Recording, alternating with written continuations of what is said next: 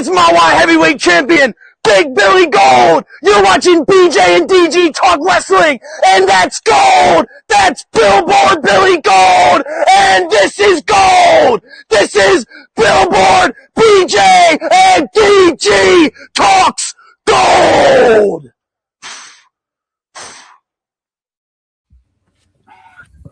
Welcome back, everybody. BJ here. DG there. What's going on, everybody, on this lovely rainy Tuesday here in New Jersey? And always with us, who was supposed to be Pickled Pete this week, but instead he's just normal Pete, Pete the Wall Peters. Today I'm just the crumb bum trillionaire, man. You know, I had to revert back to, what's up, Sammy? Good to see you in the chat. I had to revert back to my original screen name that I came onto this channel with, because of our guest this evening. You know, I can't be stepping on any toes, because while my name is rather new, this one's a legend right here. You know, this one is the OG Pete. I mean, makes sense, but I still think you should have had a pickle costume and been Pickle Pete this week. You were Vacation Pete last week. Yeah, you're going to pay for that? Yeah, and you saw how, my stuff didn't work while I was on vacation at all. That's why I'm back to headset, webcam, and not headphones, and putting my cell phone in a pint glass to stand up. But yeah, in a couple moments, we'll have Cowboy Pete Carter on with us. As well as later on in the show, we'll be talking about Hybrid The Setup, which was a very interesting show. Very excited to talk about that. Absolutely. And then I'll also be talking about my experience at the Gregory Irons seminar at the Pro Wrestling Star Academy this past weekend. And then we'll be running down SPO Hostile Takeover this Friday. Hell yeah! Yeah, the card's been announced. Looks like it's going to be a very interesting show. Yeah. Oh, Mike Jr. in the chat. How are we doing? Hello, hello. How are we doing? But yeah, with no time. Waste no further time. Let me bring on the man who is the leader of Pete's Posse, who has brought a lot of these amazing young talents together. And it's usually a thorn in the side of Billboard Billy Gold at any given time. The one, the only, Cowboy Pete Carter. Hey, everybody. How are you tonight? Glad to be here. Hold on. Let me Pete, we finally got you. Took a while, but here I am.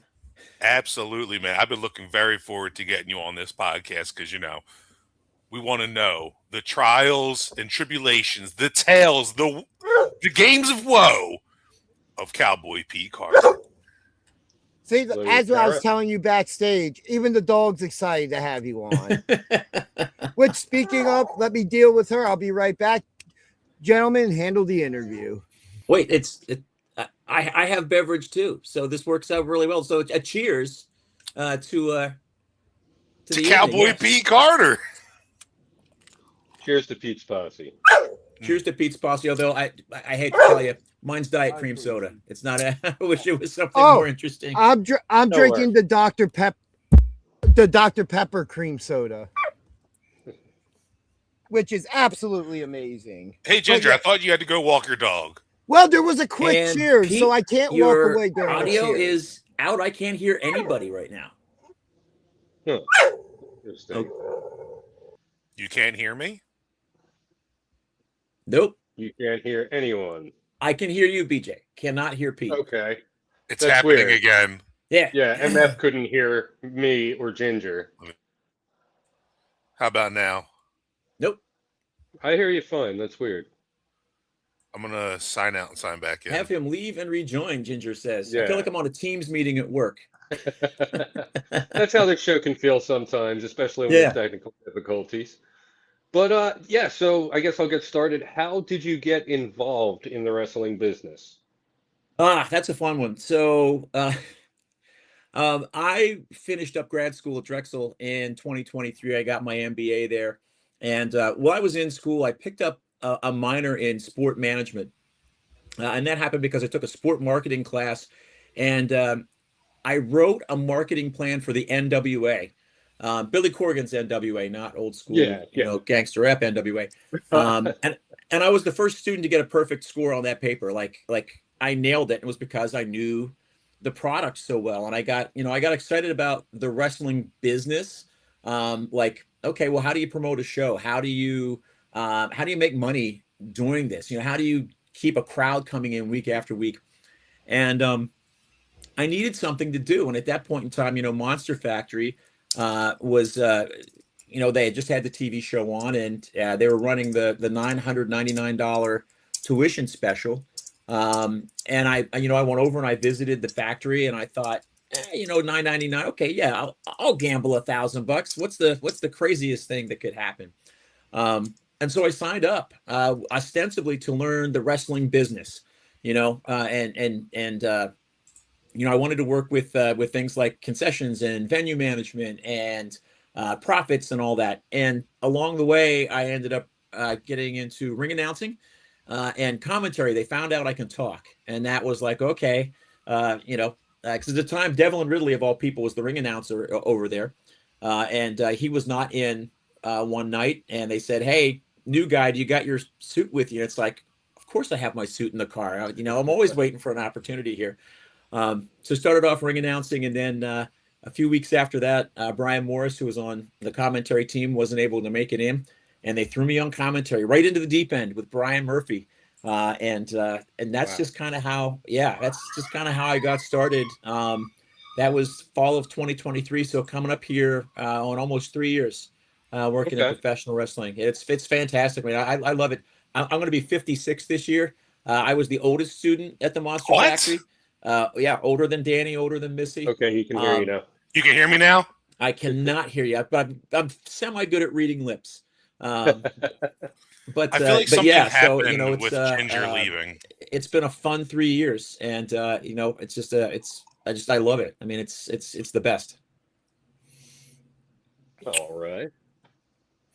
Pete, well, I can't ask any questions because he can't hear me. I can translate.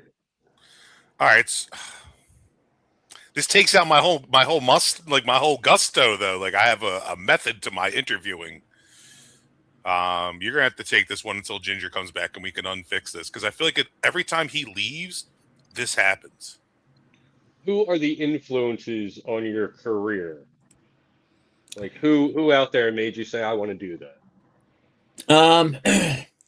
Well, obviously the number one comparison, people have accused me of being a poor man's Jim Cornette, and that's because some of straight up, my wardrobe and managing attire, Goodwill, thrift stores, and so I'll find like the loudest, greenest sport coat, something that's just ridiculously plaid or whatnot. So I get comparisons to Jim Cornette. I love Jim Cornette growing up as a kid. Bobby Heenan was an influence. Steve Macklin said that I reminded him of, I gave him quote unquote Colonel Parker vibes. But I think that was, so that's good. But no, I mean, I started watching wrestling in, I guess it was 84 or 85 with all the MTV stuff. I was thinking it was in ninth grade at the time. Got pulled into that, and then one Saturday I discovered the NWA, and it was and the Andersons were on there, and they were talking about breaking Brad Armstrong's arm or Tim Horner's arm or someone like that. And I just looked at the TV, and it was just like, it was such a different experience than watching WWF at the time, right? Because I looked at it, I'm like, no, these guys, they're going to break that guy's arm. Like, these are real, angry, genuine. And I knew people who looked like the Andersons in my hometown. So it was like, who were tough guys. So I was like, okay, no, they're going to hurt that man. And so I got involved in when watching the Crockett stuff back in the 80s. I used to skip Sunday school, which is probably why I turned out to be such a, Cowboy Pete, such a ne'er-do-well. I missed that moral training by skipping Sunday school to watch, worldwide, I guess, was it worldwide wrestling, whatever the Sunday syndicated shows were. Those were must-see TV in my house on Sundays for me and my grandfather. So, Very nice. We have Joe Hale in the chat saying hello. What's up, And Joe Hale? he also says, my favorite Pinky manager, buddy. Cowboy Pete Carter. Joe suffered a pinky injury, as did I many years ago. So we are pinky twins now. Pinky pals. Yep. Do you care to elaborate? Pete would like you to elaborate. Was people? Yes. Oh, yeah. Joe broke his finger, and in 1991, I was playing football, and I grabbed a jersey that got my finger caught in the jersey, and it just like my finger went snap. Yeah, and I was on a fraternity pledge bolt at the time at William Patterson College in New Jersey, so it wasn't even like my home hospital. I had to go to like some random hospital in Jersey and get my finger, fixed up. And you can see they did a bang up job. They did such a good job fixing that finger that it's permanently pinkies out for me. So, jeez. Well, there's the answer to why there was never a Cowboy Pete Carter in ring for Well, we saw him get chopped at Mawa. That was pretty brutal. At a SPO event, tagging with Italian Tank. Yes, oh my gosh, one of my favorite matches of all time, because that was against Control Chaos, and so we arrived. I arrived and I walk in and Tank says, "You're wrestling tonight," and I said, "Oh, I'm not wrestling tonight. I'm not. That's not how it is." Surely that because original MF was there. There were like a bunch of people that we could have swapped in, and I'm like, nah, I'm not wrestling. And Control Chaos arrived, and they're like, "You're not wrestling. There's no way you're wrestling." And we approached the Graysons about it, and they're like, "No, you're wrestling. You got to make it work." And so it was like, okay, we got to make this work. And so, it's like, well, what can I do? And that's when I pitched the idea. I'm like, look, I want to do a figure 4 leg lock spot. Where the whole idea is that I don't know how to do it, and I don't know which leg, and we're just gonna goof around and do that. That was hilarious. It was so much fun, and I think that was like Valentine's Day, so I was in like my red velour pants and that flowered shirt. But no, I mean that's what wrestling is. Wrestling is it's improv, and it's you're asked. You're put on a spot. You're asked to do something that you might not be expected to do, and you just got to make it work. You go out and you do it. That's at last week's show, MLJ legitimately wasn't there, and so they said, "Hey, we need you to ring announce." And so that's why we came up with the idea of all those nefarious hybrid people pulling strings and got me sidelined. And no, the reality was just that MLJ wasn't there, and I'm. They called me in for ring announcing, so that's you got to be flexible, and that match was fun. Still one of the highlights that I pull up and show people. It's like, oh, this is what I do on my weekends. So Ginger was saying if Pete tries signing out and signing back in, he might rehear me. Oh yeah, that worked for MF last time. So word is from the technical manager. If you sign out and sign back in, you might be able to hear him. The same thing happened with MF. If I log out, and because I'm not actually logged in right now, I just followed the link and didn't actually log in. Oh, yeah. If you just exit the screen and then click the link again and go through those steps again, it might. Okay. It worked for MF. Yeah. Let me give it a shot. Be right back. Sorry about that. It wouldn't be BJ and DG Talk Wrestling without a little technical difficulty, right? Yeah, you're absolutely right. It's always got to be something. You can hear me though, right? I can hear you fine. Yeah. This is so strange. I never understand this. Yeah, and MF couldn't hear Billy at all. But it was always when Ginger leaves. How about now? Sounds good. I hear you both. I hear both of you. Yay! It worked. All right. Oh, thank God. I'm not good at pushing my questions through another vessel. They all come straight from my brain. Thank you for your patience there, Pete. Absolutely. I need to grab a beer. Well, there we go. Perfect Pete, timing. Now that we can talk, it's a Pete and Pete right here. Pete to Pete. Yep. Pete to Pete. you know, we see the kind of energy that you're bringing to the ring every time you step into the arena. You know, most people, when they have a manager coming out with them, we get some semblance of personality. There's some people out there that are that are like, you know, they're comfortable on the mic, but they don't really sell it. I know you and BJ were kind of talking about your up and comings and such like that, but where did you find your voice? Like, what was it that exactly gave you the ability to take this persona, run wild with it, but also be so comfortable in the ring, on the mic, in front of the audience, whether you're being booed or cheered? So it actually goes back to my professional life. And many lifetimes ago, I taught high school for 7.5 years. And Oh, wow. so standing up in front, like I essentially gave, as I like to say, 7 performances a day, you know, when you're Yeah. teaching you're teaching English class. And then professional life as well now, like I work in corporate, I work in corporate America, and I have to do presentations, and I have to, lead meetings. Um, so I've just always been very comfortable speaking in front of audiences, doing public speaking. I was a speech and debate coach back in the day. I did, Model UN and all that nerd stuff back in high school, with talking. So I was always comfortable. I'm always comfortable talking in front of an audience, but performing is a little bit different, right? Yeah.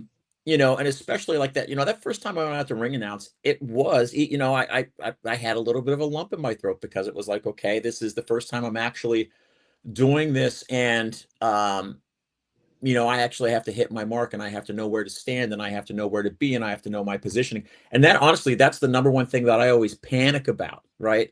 Yeah. When it comes to managing. And this is where Tank is like so good. So each person in the posse has a specific managerial role from me. Oh, wow. Okay. Isaac makes sure that I don't go over all my time, because I will talk forever on a promo. So he'll be like, Pete, 20 seconds, got to keep it 20 seconds. Don't go over. Right. Tank is the one who reminds me of my Iggy's and where I'm supposed to be. So Pete will be like, so Tank will be like, "No, over there, or, as I always like to say, I'm really good with verbal cues. So, he'll say, Yeah. fire in the hole. And I'm okay. When he says that, I'm supposed to be here. And, that's when I'm supposed to jump up on the apron, or whatnot. So, in terms of the energy and things that I bring with it, that's a great question, because the character of Cowboy Pete has evolved over time.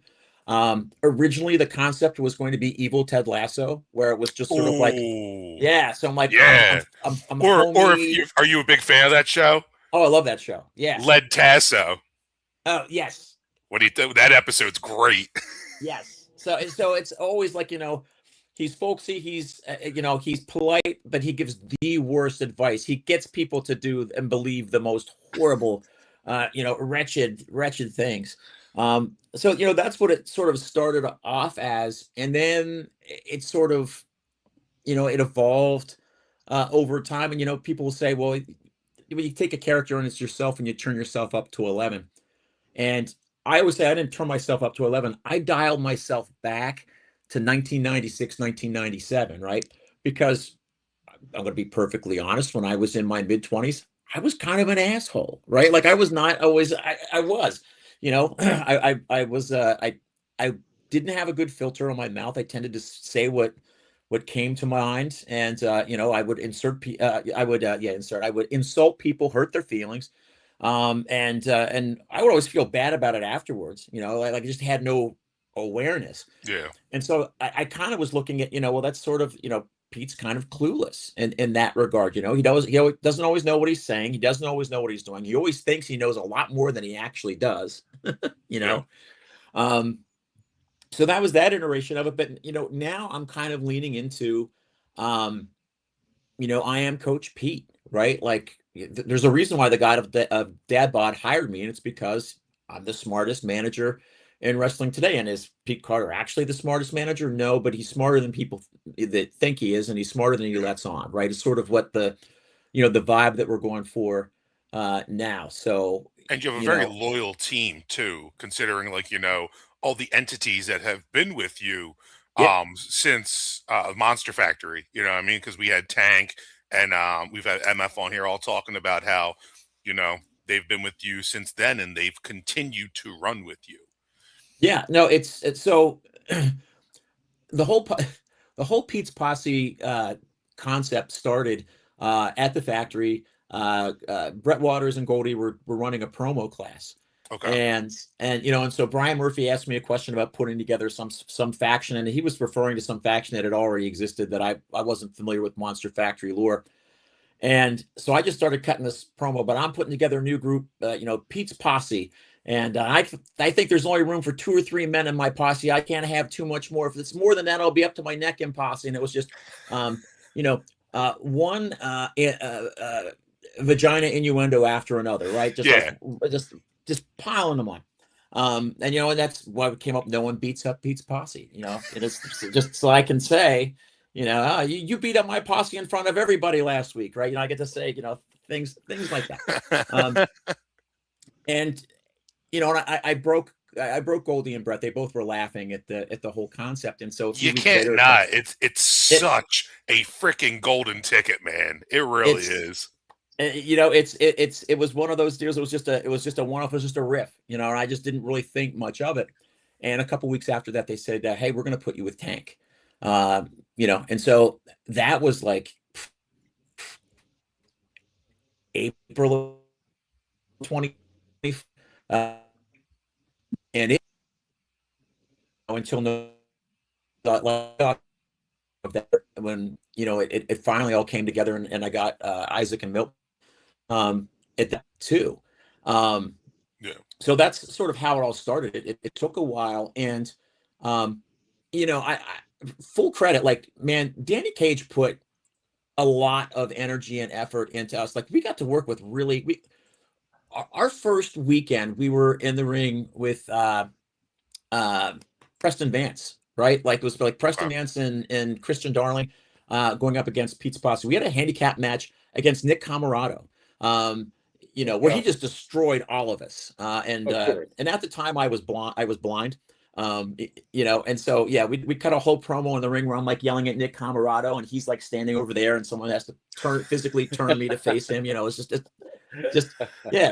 just goofy stuff like that. But, we worked with Goldie and Brett. So, like, there was really effort put in to develop us and promote us and put us over, and people started hating us very quickly, very, very quickly, because we come out, we'd call everybody losers. And, plus people felt betrayed by me because I was just this nice, affable ring announcer guy who, would do in-ring interviews and things. And now suddenly I'm like screaming at people and being an idiot. So, that came together that way, and it worked out really well. And then, I guess it was not long after we won the tag titles, last July. And there was Monster Factory did a summer camp, and Miles was at that summer camp, and his older brother was ref at the Monster Factory as well.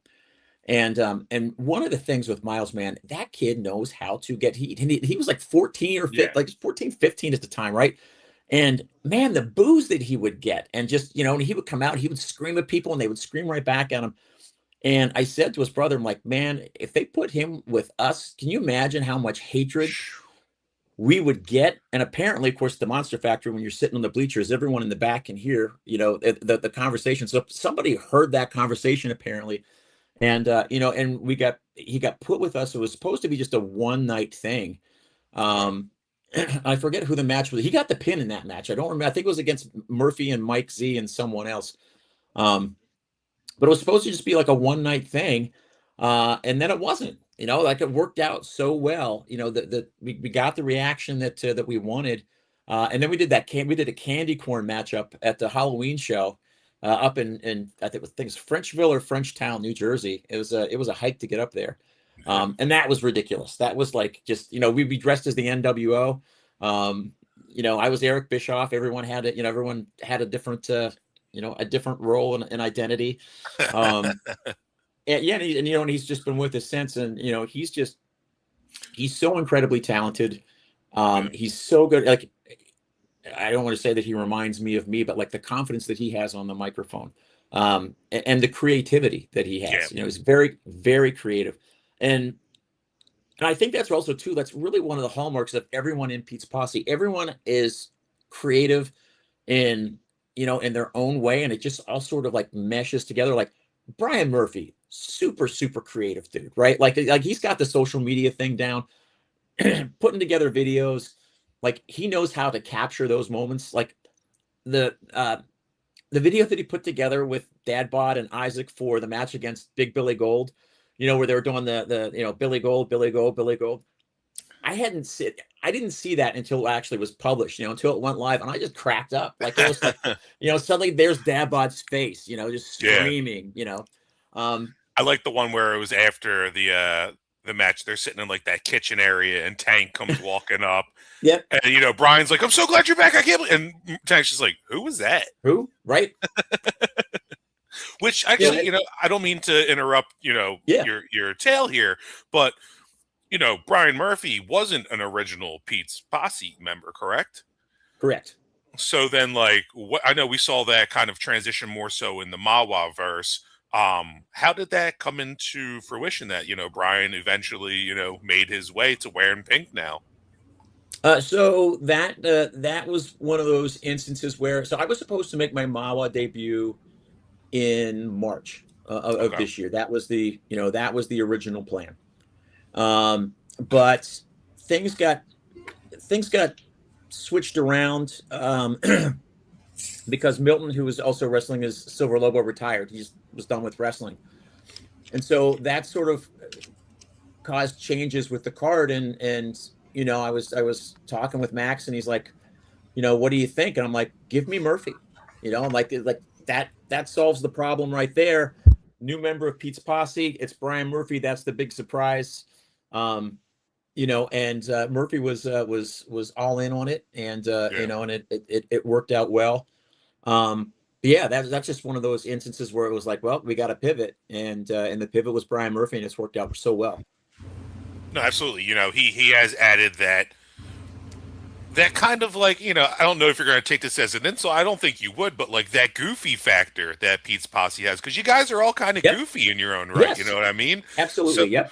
So like, when you were initially putting this all together, doing your pitch over at Monster Factory, was the Cowboy always the image, or did that kind of find its way in through some other vessel of your life? The other vessel being my husband. Okay. So what, you know, I was just like reporter, and I had a bolo tie as part of your wrestling. So sure. So I wore the bolo tie a couple of weeks. And then Beyonce dropped the Cowboy Carter album. And he's like, you should order a cowboy hat and just be Cowboy Carter for like 1 week. And I was like, that's actually really funny. I think that's great. And so I did. I ordered I ordered this cowboy hat off of Amazon, and it was supposed to be just like a 1 week thing. And then people were like, "You look really good in a cowboy hat." I'm like, "Oh, I do. You do. You do. Yeah, I look great in a cowboy hat." Wear it well. So, yeah, thank you. So you know, so that's how that started, and then it was like, well, okay. I guess if I'm going to do this and commit to this, you know, people are getting all my shit about not having real boots. So the next thing you know, I'm like dropping $200 on a pair of boots. I didn't realize cowboy boots were so expensive, right? Oh yeah. It's like, oh, I got a pair in black. I got to have a pair in brown, right? And then of course, after I spend all this money, I realized I could have got them on Temu for like $25. But you know, but that's probably would have been made of cardboard, right? You know, and then so then I actually went to Boot Barn, where I now have a Boot Barn frequent shopper card, and got a real cowboy hat, which also I was shocked to find out was not not cheap. No. Nope. No. Were these all originally in the Pete's Posse pink, or did the pink transition come in later? No, the pink. So the pink. We started off with pink with the shirts, right? The shirts started off as pink. And then once again, and it was a promo class with Missy Sampson and I. That's when I came up with the hottest, pinkest posse in professional wrestling, the posse that's always popping, Pete's Posse. And I spit that out. People love that. And so it's too good. You know, so we just stuck with it, right? We just I stuck with it. By the way, my original cowboy hat, the one that I ordered from Amazon, Isaac Taylor wears that hat now. So he inherited that hat. That's the Pete's Posse tradition. When you join Pete's Posse, I either give you your first cowboy hat or I give you the Pete's Posse T-shirt, but not both. You know, so if you want the hat, you have to buy the shirt. So I was gonna say, has there ever been anybody worthy enough to get both a hat and a shirt, or will there ever be? Well, I mean, I think Dad Bod, I think got both. My husband So it goes also, to show you there's a level, like you got to be at God tier level to get this. So I'll circle back to Dad Bod in a second, but so my husband had a birthday right around the time that Chaperone's Pink Pony Club came out. Okay. And he had his birthday party at a bar called the Monkey Club, and so he did Pink Pony Monkey Club. It was the theme of his birthday, and he bought all of these pink hats, which of course, obviously, I stole them as soon as the party was over. I'm like, no, these are going into the wrestling gear box downstairs. And so, yes, anytime you see someone come out with a pink hat with that fur around it, it's from the birthday party. That's, that. Yeah, the first time I ever saw the Italian Tank come out with, he had it looks like a chandelier hat. Yes. Yeah.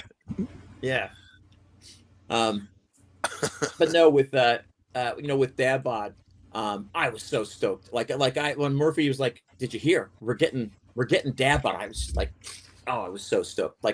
Because Sam's one of my favorite people, not just in wrestling. He's one of my favorite people. Like he's so good. He's so funny. He's so talented when it comes to the promos. Like at Monster Factory, we'd do promo night where it was everyone versus Sam.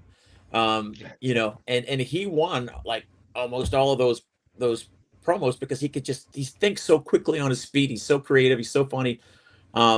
So I was really excited when I found out that we were getting him, and then of course that matchup with Big Billy Gold at the last Mawa show was just off the hook, man. That was like one of my favorite matches to be involved in, where I wasn't like tagging. I actually wasn't in the match. Well, you did. Wasn't it the match where you got the chop from Billboard Billy Gold? Yes, I did. So you were in it. You took it. You took a chop. I took the chop. The following weekend I went to visit my parents, and I showed my parents. I'm like, yeah, I still have the marks. I still have the handprint on my chest. And my dad actually asked to see it. He's like, I want to see it. I'm like, I hyped it up, and it was like this purple thumbprint, up here, the finger mark. So yeah. But a week later, I mean, yeah. It had both Pete's currently on the show have been chopped by Billboard Billy Gold. Nice. Just also from the last Mawa show, because I wasn't there, one of my favorite photos to see is original MF just on Billy Gold's back screaming. Yes. Oh, that is such a perfect shot. So we have a question. It's iconic. We have a question in the chat from Joe Hale. Joe Hale, who was coincidentally at the last Mawa show, the only non-worker in pink. He says, so at Mawa, we've seen a new member join Pete's Posse and Dad Bod. Are there any new members that are going to join Pete's Posse? So I'm going to keep that close to my vest. I figured you wouldn't give that away. As it were, yeah. I'll tell you, there's a lot of people that I would love to work with. But right now, and I'm still looking, and I've got a couple in mind, but I'm ready to add the first female member to Pete's Posse.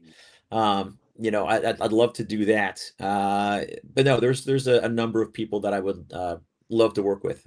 Time will tell. Any names you would like to drop at the moment, at least for the female side, that you might have your eye on? Samantha Reaper.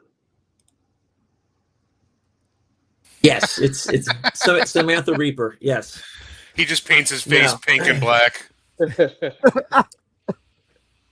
No, I mean obviously, Sammy Whammy. That would be, Sammy puts. Why not? Sure, put a wig on Sam Reaper, and yeah. I am going to decline because I think that's something that may actually happen sooner rather than later, and so so I'm not gonna and also too, if it doesn't come to fruition, then I haven't got myself on the hook for anything. That's fair. Totally fair, and I respect you for that answer. So Sammy Reaper, you're apparently the only female that Pete wants for Pete's Posse.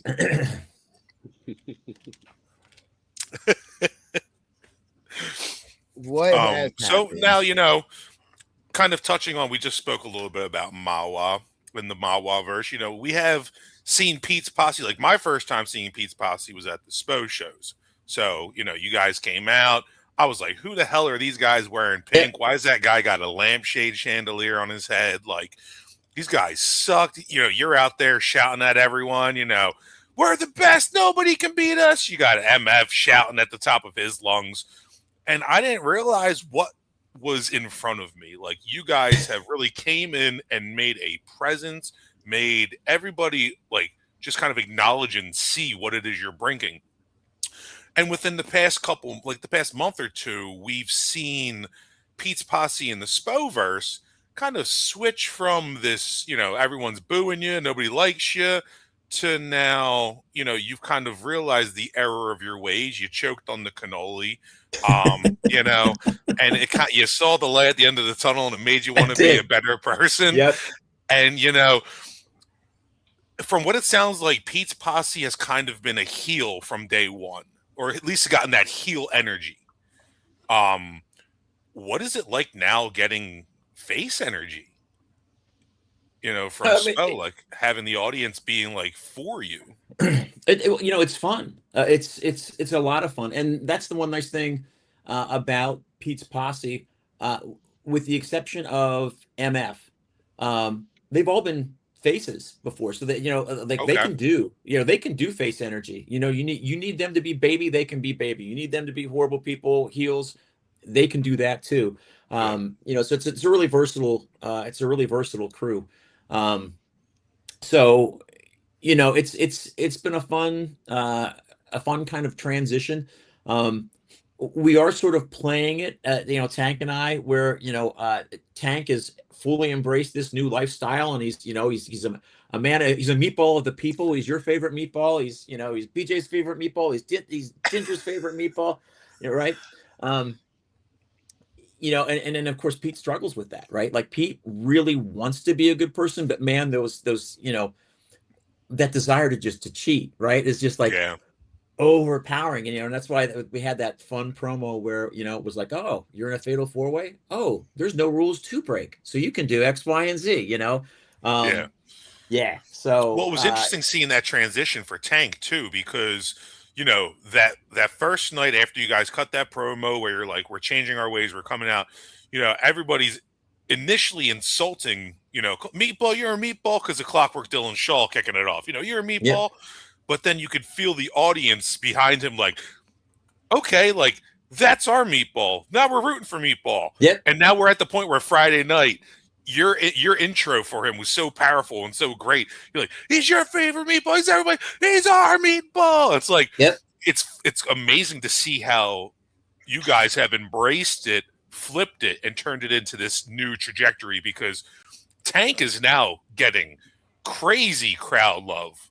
Throughout that entire match, everyone was rooting for him.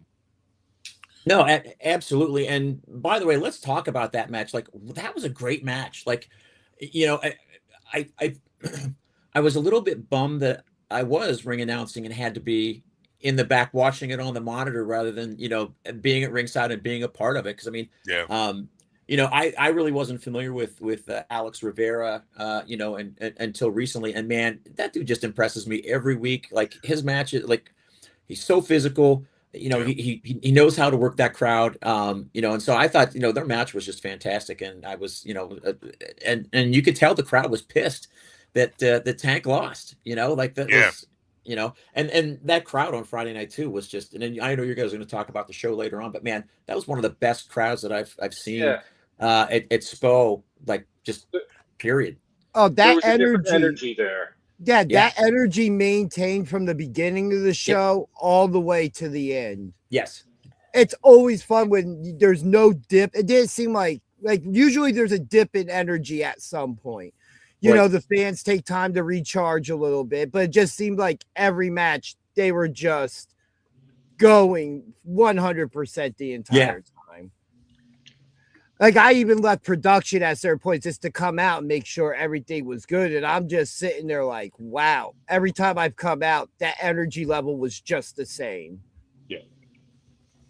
Yeah, it was a killer evening. And, it was definitely awesome kind of seeing you. I know that, we all wish that you were ringside with Tank for that match, but it was really nice to see you kind of like throwing it down on the emceeing, because like you really crushed it. You did a great job.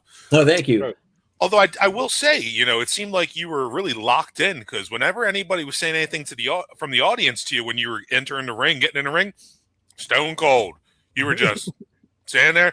People were like, Pete, where you wearing pink, Pete? You were just stone cold, just and the neck. You were in the zone, locked in. And I think that's where maybe some people thought that it was a punishment that you were emceeing, because it didn't really seem like, you had to announce Alex Rivera in, hybrid, skills. It kind of felt, face, it kind of felt like there was a little bit of a hazing going on.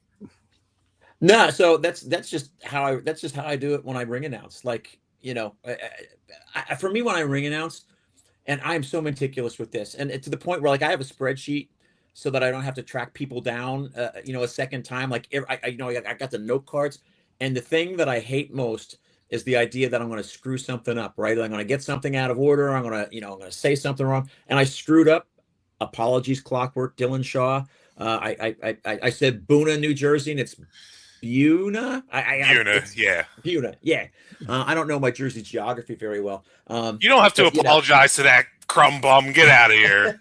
Hey, that's coming from a crumb bum.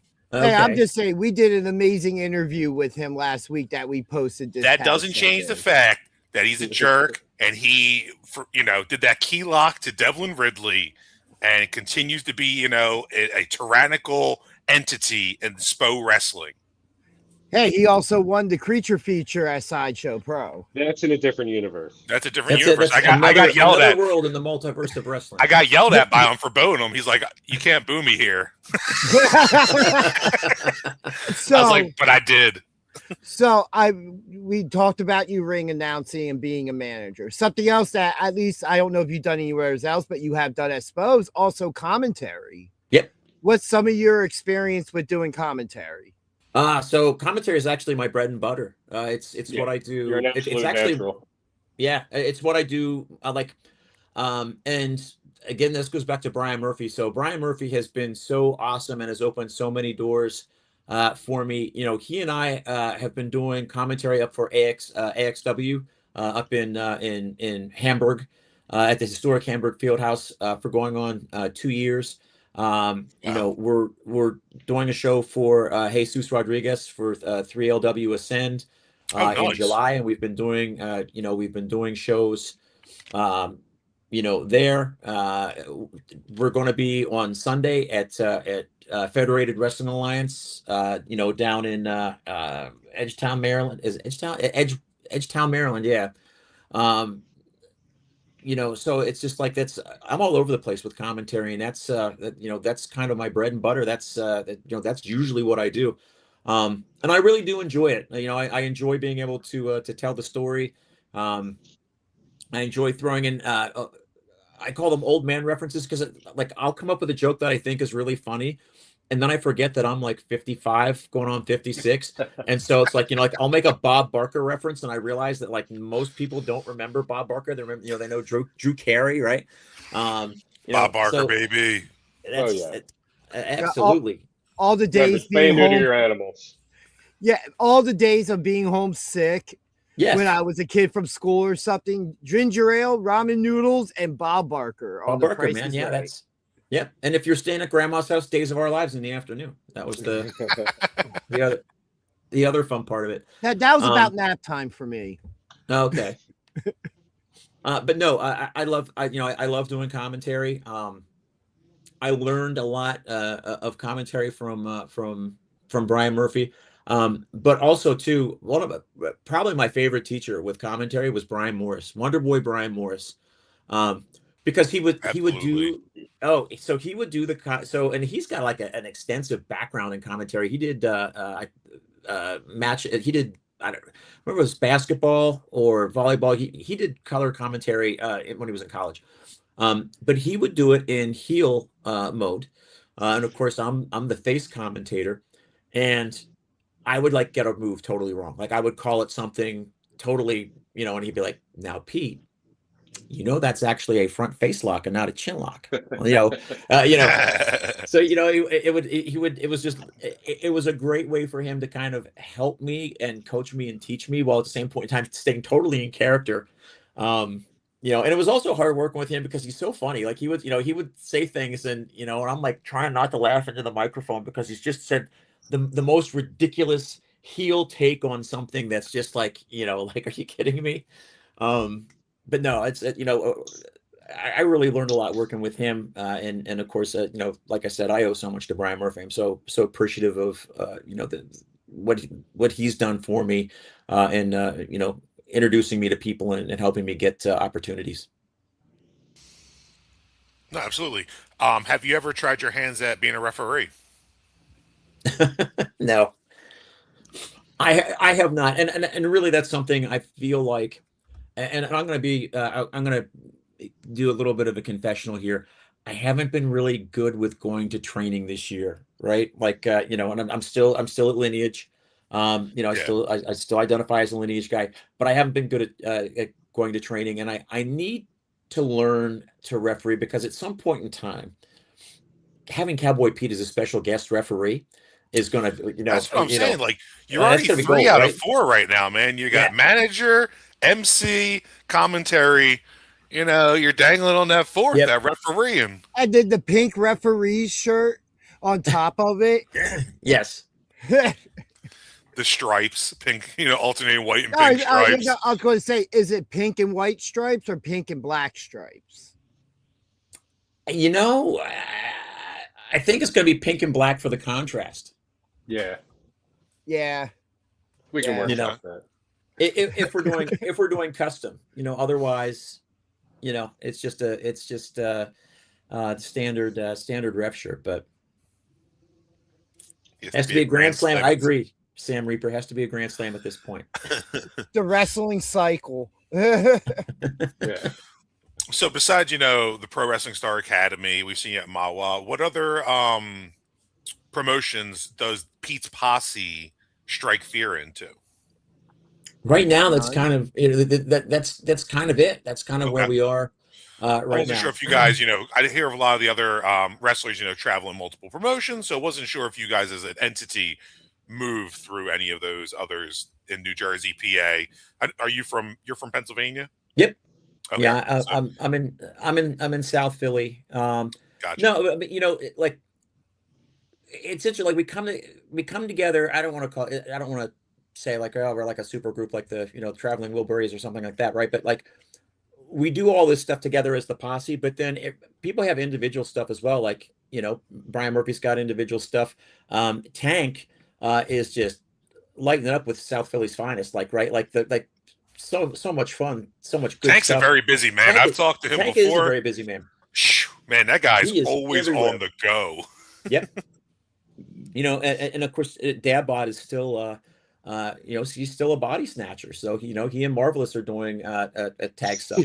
I'd love to do some stuff, with Dog. They're right in the backyard there. Labor of Love. I mean, that's the best thing about being in Philly and where I am. There are so many promotions around here. Yeah. That I'd love to work for, but I also have to balance out the fact that, I'm not trying to get signed or anything, right? This is like, I do this because I love it and because it's fun. And I sort of have an agreement, with my husband. It's like, I get Friday nights and then 2 Saturday shows a month. And that's kind of, anything beyond that, then it's sort of like, well, okay, I didn't sign up to be a wrestling widower, because I'm sure if we put some effort into it, we could probably be booked every weekend and Oh, be absolutely. Places. You guys would be booked in multiple, but like that all makes a lot of sense, and there's a lot of wrestlers and, managers who don't take that work-life balance into consideration, and you see it kind of ripple through and cause those little nuances that you would say that would, happen in relationships. So it's great that you guys were able to have those communications, those kind of foundations in which to have your relationship on, and also have your wrestling career.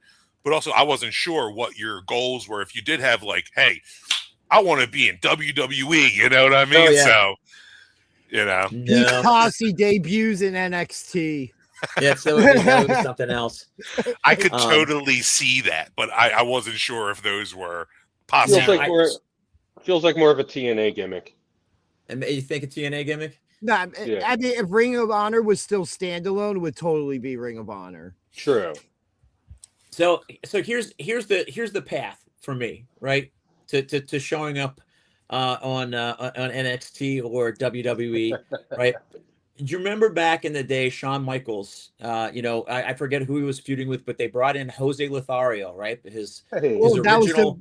Bret Hart, and then I think they did it with Sid as well. You're right. So it's like we're bringing in Jose Lothario, this manager from the past. So maybe like 10 years from now, when original MF is like getting ready for like a title match or something, it's like they bring in elderly 65-year-old Pete Carter, who's using the cane for real and the neck brace for real this time, right? As a prop, right? To hoist me up at ringside and I take a super kick or something and crumble down to my knees because I'm not falling on my back, right? I don't know. That's but no, I have no illusion of illusions of getting signed or anything like that. But I'm having fun. That's the thing that's most important right now. Have you ever been an extra for any of the bigger companies? No.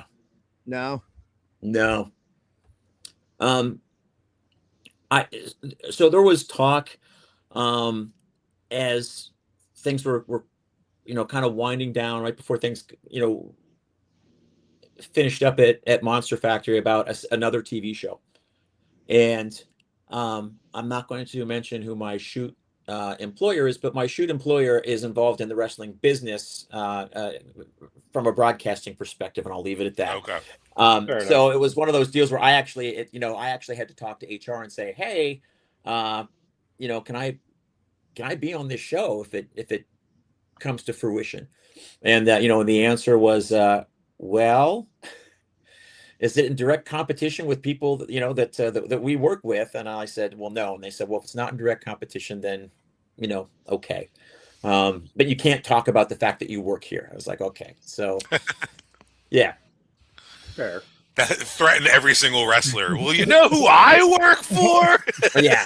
No, but so in terms of being an extra and things like that, I'm not opposed to it, but it's just for me, unfortunately, there was a couple extra steps that I would have to, a couple hoops to jump through. Well, we've seen various, local wrestlers, indies guys who've popped up as like security on WWE, NXT, TNA. And, the other week we just had Skills the Great on here. Yep. His promotion up in New York win is in the first 5 minutes of Disclosure Day, which I just watched a little bit of a bootleg that I found online just to see that opening segment. And it's literally like, a pocket. But hey, though, Skills and I were talking about that on Friday night, and it's like that's such an exciting thing. And as I was saying to him too, I'm like, man, it's a great opportunity, and who knows what other doors that opens up, and Exactly. What other cool shit you get to do, from doing this and just the connections and stuff. So that's fantastic. I haven't seen the movie yet. It's on the list. But obviously, if you can tell from the background, I'm very excited for Supergirl coming up here on the 26th. So, yeah, looks good. Yeah, so my wife's a huge fan of Supergirl. Like, she loved the series on CW and everything. I got her into all that stuff, and she hates me for it. She's like, now I'm excited for this stuff. I'm like, well, good. It's not just me now. Exactly. You get to nerd out with your significant other. Yep. Yeah. So, what other hobbies, besides like wrestling and stuff like that? Because we brought up Supergirl and stuff like that. I'm a big comic person as well. Yep. So. No, it's I'm a comic book guy. So I'm sitting in comic book room. That's what we call it. It's allegedly the guest room, because there's a bed in here that you could theoretically sleep on if it wasn't covered with comic books and nerd shit. But yeah, big time comic book guy. I've been collecting all my life. My most recent and proudest acquisition. I did pick up a copy of Brave and the Bold 28, which is the very first appearance of the Justice League of America. It's a 4.0 CGC for those of you CGC people out there. Yes. My husband's not going to watch this podcast, so I can tell you, I paid more money for it than I paid for any other comic book ever in my life, and I would get in trouble. Was that like the holy grail for you of something that you always wanted? I had that holy grail moment when I had the chance to get the Smoking Skull replica belt, because as a kid I was a huge Stone Cold fan. I'm like, if there's one belt I will ever own, it will be that one. And I had like 30. But yeah, I'm a comic book collector as well. Like, I have the first appearance of Punisher in Spider-Man. Okay. I have a bunch of #1 issues for other things. I just got back into getting comics actually because new Power Rangers comics are coming out, and I'm on those. Holy shit! Well, okay. Sorry, I just looked it up. Yeah. Yeah. There's a spring roll calling my name. Yeah. No. So that was also a grail for me because I've been for years collecting. I'm a Justice League guy too. Okay. So I do have a complete run of Justice League of America Volume 1 from issue #1 in 1960 all the way up to I think it was 262. So the Brave and the Bold appearance is sort of that's the cornerstone of my collection. I've got that. So yeah, I mean that's that and I'm a vinyl guy. I love I love going and digging through crates and finding albums from when I was a kid. Now, what kind of music does Cowboy Pete Carter listen to? Like, clearly, is it just country, or are you open to all the sounds? So I am open to all the sounds. I had a job in 1990, the summer of '92, selling Cutco knives. If anyone ever got roped into vector marketing, right? People are laughing. You've seen the demonstration. Oh yeah. But I was driving around on my dad's '79 Pontiac Bonneville, which was basically like a couch with wheels, and the only radio station that I could get in was the country station, and and so I ended up going through a country phase, right? Like where I was, I Marty Stewart, Mary Chapin Carpenter. That was back when country was still country. Back when country was still country, Before it turned to rock and roll with a Southern accent. Right. So yeah, I went through a country phase back then.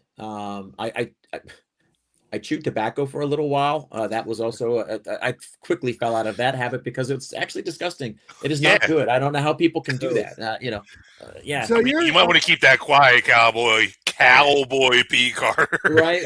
I was about to say that you really got into the whole cowboy thing, huh? I did. I was also a resident assistant at the time. And so I would go on rounds with a giant chaw in and a spitter. And anytime someone was making too much noise, I would bang on the door. And if they gave me any kind of pushback, I would just start yelling at them and Stan Hansen, right? The tobacco and shit would just come flying out of my mouth. And then there weren't any problems. Like, okay, dude, we'll turn it down, So yeah, so it made my life easier in that way. But yeah, it was also very gross. Now you need to start carrying a pink spittoon bucket with you to the ring. That could be something. There's something there. There's something. Yeah. There. We know we won the Monster Factory Tag Team Championships with the flask. I had a flask of Grandma Carter's Go-Go juice. Yes, and struck Marvelous on the back of the head with it, and that's what serves as the distraction to get us the win. So yeah, I've got the cane, I've got the flask, I've got the neck brace. Yeah, I don't know. I have to come up with some other cowboy themed objects to use when I go back to my cheating ways. When I, Yeah. now I'd Oh, never come do on, a that. pink It's cold, lasso. This is A the pink lasso would the be amazing. Sponiverse. Yes, you are very honest, but we still got the Mawa verse where you can do all that nonsense. Good question, Sam. Yeah, we got a question from the chat here from Sam Reaper. If you ever want to manage someone in WWE, AEW, or TNA, who would you manage and why? Oof. I think it would be a very large contrast in styles. I don't know how we would mesh the gimmicks together.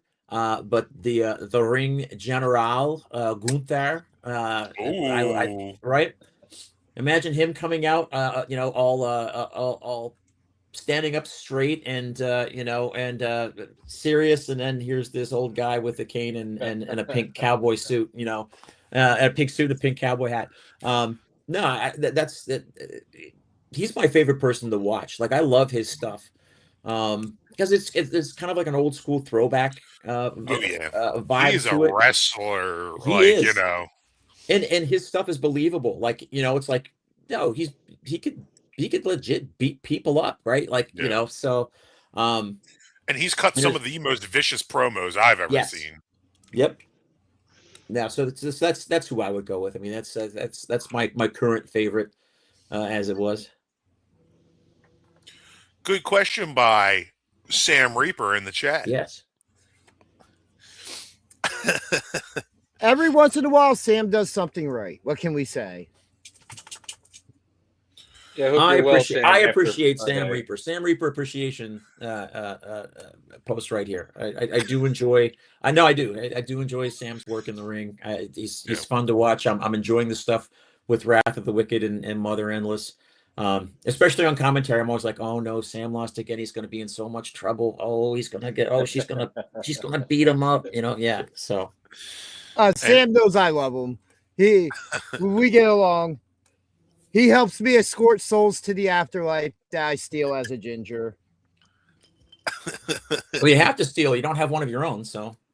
Exactly. So I feel like we've gotten to the point of the interview where it kind of, we're curious as to what are the aspirations going forward of Cowboy Pete Carter and or Pete's Posse. What are you specifically focusing on? And then what do you think the collective? So creatively, what I would like to focus on, and I've made this pitch. I made this pitch to Billy, and I've made it to Max at Mawa.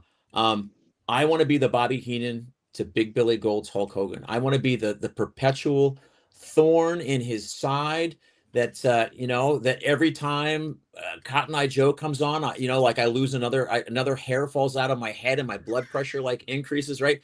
And it's like I bring in somebody and he knocks him down, and then I just go and find somebody else, right? So it's like, you beat Rick Rude, here's Kurt Hennig. You beat Kurt Hennig, here's Paul Orndorff. Paul Orndorff is out, like that's kind of what I would that's what I would like to do creatively. It's just because I think it's fun, and it's fun working with Billy.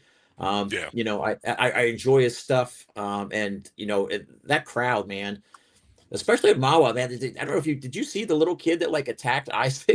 Oh yeah, yeah. Don Montoya had to come out and like pull him away. I think that was Blakey. We're trying to Blakey!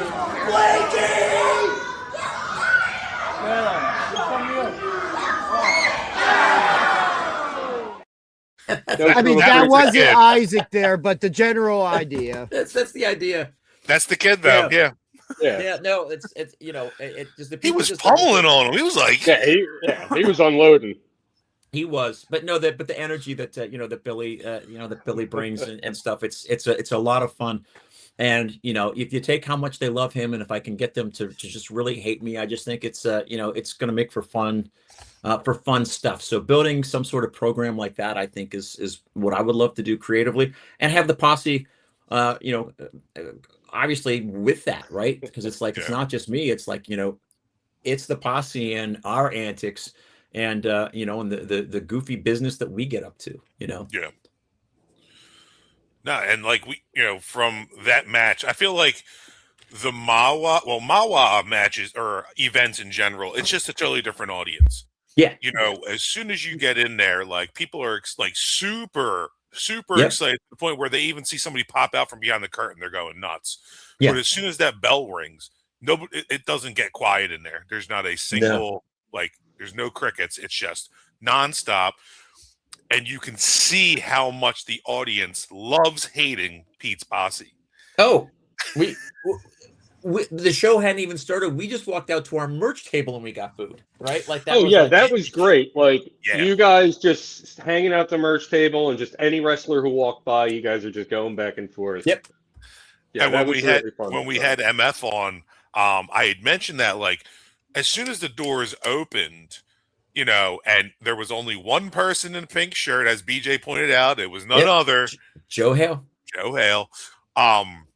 From the moment the doors opened until the bell rung, that entire pocket of time was Pete's Posse. And everybody, between Miles being chased by Billy Gold, shouting at Sam Reaper, all kinds of crazy antics were just happening. And it goes to show that you guys really do have that villainous grasp on the Mawa audience. Of all the heels in that building, it's clearly Pete's Posse is the top tier villain in the building. No, that's thanks. No, that's I mean, obviously that's what we're going for, but it still surprises me a little bit. And obviously I would love to turn face at some point, just because I have t-shirts to sell. People will not buy this t-shirt. Joe Hale, thank you for buying a t-shirt. Next time I see you, I just haven't decided whether I want the PWO or that one there. So the PW, you need to get both, and I'll tell you why. Because the PWO is a tank. That's a tank exclusive. So you get that from him, and you get the old school from me. Fair enough. Okay. I have a deal currently with both Tank and Miles. If they beat up Spanky, the referee of Mawa, because he kept blocking my shots, then I will buy one of each of their shirts. Perfect. This Saturday will be my first Mawa show, and I'm very excited for it. To go and get the experiences finally, because it just so happens that every time there's a Mawa show, there's something else going on at the Pro Wrestling Star Academy that I'm needed there for. So so real quick, I do need to get that plug in for the Mawa show. I am excited to work with the Backseat Boys. It's because with the Mawa shows, at the Mawa shows, Pat Dynamite, we've sort of used him as our punching bag for the last couple months. We're always on Pat Dynamite's ass, giving him a hard time. At SPO, when it comes to the Graysons, they've always been running the show, right? They've always been backstage running the show, and I really hadn't had a chance to see them in ring until the other week. And it's watching their offense and how they go. I'm like, oh, dude, this is going to be so much fun on Saturday. I am really looking forward to this match with the two of them and Pat Dynamite against Dad Bod, Isaac, and Murphy. So it's MF in the chat. MF's in the chat. Oh, look at that. You see, now I tried to do a McLovin thing and put MF's face on the ID to see if we could get him in, because the dispensary show, unfortunately, is 21 plus. Right. Yeah. Mawa wasn't buying it, Vin Max looked at that nah, sorry, he's that doesn't work. So unfortunately the original MF will not be there on Saturday, but and Tank will not be there either. Tank is booked elsewhere, but I'm looking forward to it. I mean, it's going to be a really exciting matchup. I do have to point out one thing, however. Ginger, can you put that flyer back up? I just want to say about that match, though, as I'm putting the flyer back up. Where is Cowboy? Hold on. Where is Cowboy Pete Carter? It says Pete's Posse, but why aren't you on the flyer? You should be up there, right in the middle, over top of your posse. I agree. But also that flyer was made. It was you're going to be there, right? I'm like, yes, I'm going to be there. It's on my calendar.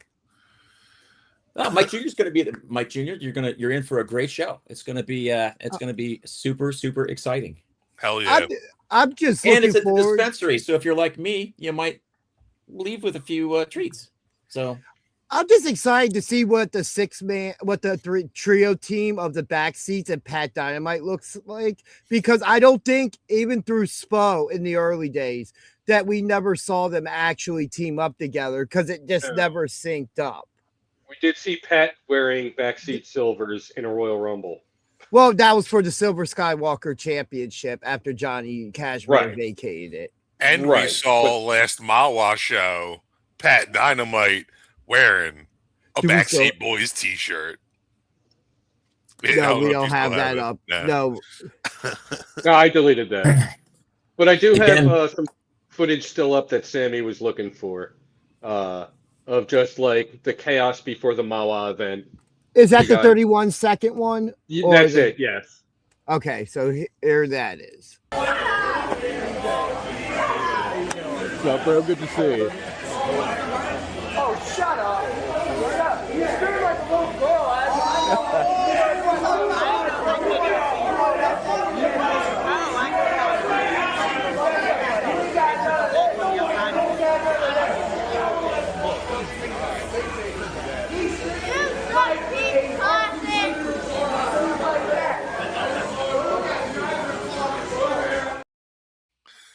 Sam Reaper, killing businessman. All I wanted to do was sell some stickers and sell a couple t-shirts. He had to come over there and ruin it all. I had to beg for gas money home. It was terrible. I mean, you were looking spiffy and clean back there, though, in the pink tux with the hat. And we saw, Miles was wearing one of the hats that you were talking about. Yep. The fuzzy hat. The pink leopard print, yeah. Yeah. Now, we see that you clearly, at these shows, you get a lot of hate from the audience. You guys are the heels. Do you ever run into anybody post the show that kind of pushes it over the line, really kind of hammers in like that? Oh, you suck, Pete, leaving like a Mawa show? Or does everyone understand that, it's wrestling, there's storylines, there's things? There's some kids. Occasionally, there's younger people at SPO who are like, "You suck." I'm like, "Okay, you're here every week. You know that this is not. You realize I'm playing a character, right? That I'm actually not like a horrible person. I'm actually like pretty nice. I'm actually pretty nice. Pretty nice guy. Yeah. No, there's nothing over the line. I think people get it, and people people have fun with it. So, because sometimes after a show, you've got the wrestlers walking around. Some of them, they stay in character. Other ones, they're just kind of out there doing their thing and just being themselves. So you never really know. I never really have talked to any wrestlers and been like, hey, or any managers, what's the crowd feedback that you generally get leaving a show? Is it they're still looking at you in that character, or they're like, dude, giving you praise, or saying, hey, great job out there? I think probably from the last Mawa show, the most fun that I had was there was a group of little kids, and they had to be like 5, 6, 7 years old. And I walked over to them, and they, I said, "Ooh, what's that smell? Oh, stinky little kids!" And then they started yelling at me, right?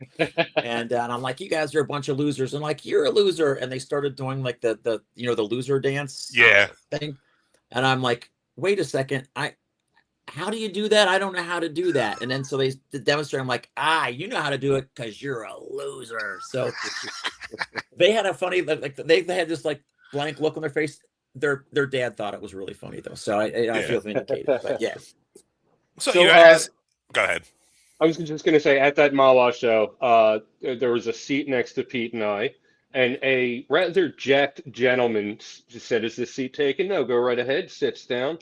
And me and Peter over here thinking, like, is this guy a worker? Is he going to do a run-in at some point? So we asked him, we're like, "Hey, man, are you talent?" And he's like, "No, man, I'm just friends with Pete. I'm just here to support." And we were like, okay, this guy's definitely doing a run-in at some point. Like, but apparently he didn't. Not working. The Cowboy Pete VIP fan. That's one of the things that's really exciting for me is that yeah, I did. My sister recently moved down to the area from because we grew up in central Pennsylvania. She recently moved down here, and so she's able to come to shows now. And so Joe Hale will not be the only one in a pink shirt before too long here. Hopefully, she will be back. And this is the same sister at the Monster Factory at the 2300 Arena show. Drew Gulak stole her hat. Of all the people in the audience that he could like interact with, he steals her hat. And then in the battle royal, Macklin steals my hat. So it's like the Carter family is just, we have some real issues with Macklin and Gulak and our haberdashery. Like, how dare you? So yeah, Jeez. but no, it is exciting to have family, because my family, she's the only person that lives down here. Everyone else is in the middle of PA. So Okay. yeah. So Joe, you won't be the only one before too long. Well, it definitely feels like Pete's Posse is making a hell of an impression on anywhere they go. I mean, whether it's solo or in tandem with other members of your group. No, thanks. No, that's like I said, it's fun. I really enjoy the people that I work with. It really is it's just a great collaborative process. Everyone, it is Pete's Posse, but it's really like it is the sum of the parts. And everybody brings something to the table. Everybody has something to contribute, and it works out really well. Now, is that a custom theme song that you have? It's not. Okay. So it is. So I used to DJ back in college. I think everybody was a DJ in college at one point, right? But so I used to DJ, and this was the early '90s, so it was like dance techno type stuff. Yeah. And there was a techno remix of the Good, the Bad, and the Ugly theme song. And so when we were putting everything together, I liked it because I'm like, this gives me Midnight Express vibes. Like, this gives me, like that, it's like starts off and then it's like, boom, boom, boom, boom. So yeah, so that song is like 30 years old. Okay. 30 plus years old. But yeah, it is not custom. It is from some obscure German techno band from like 93, 94. So. Well, that even fits the mold even better. Right? Well, German Cowboy. At least it's not AI. But That's hey, true. This even makes you managing Gunther a little bit more, makes it make more sense. He's Austrian. Germany, Austria, it used to be a country. Well, that's the original idea too. Before Pete's Posse came to be, when we were talking about me being with Tank, we were going to call it Spaghetti Western.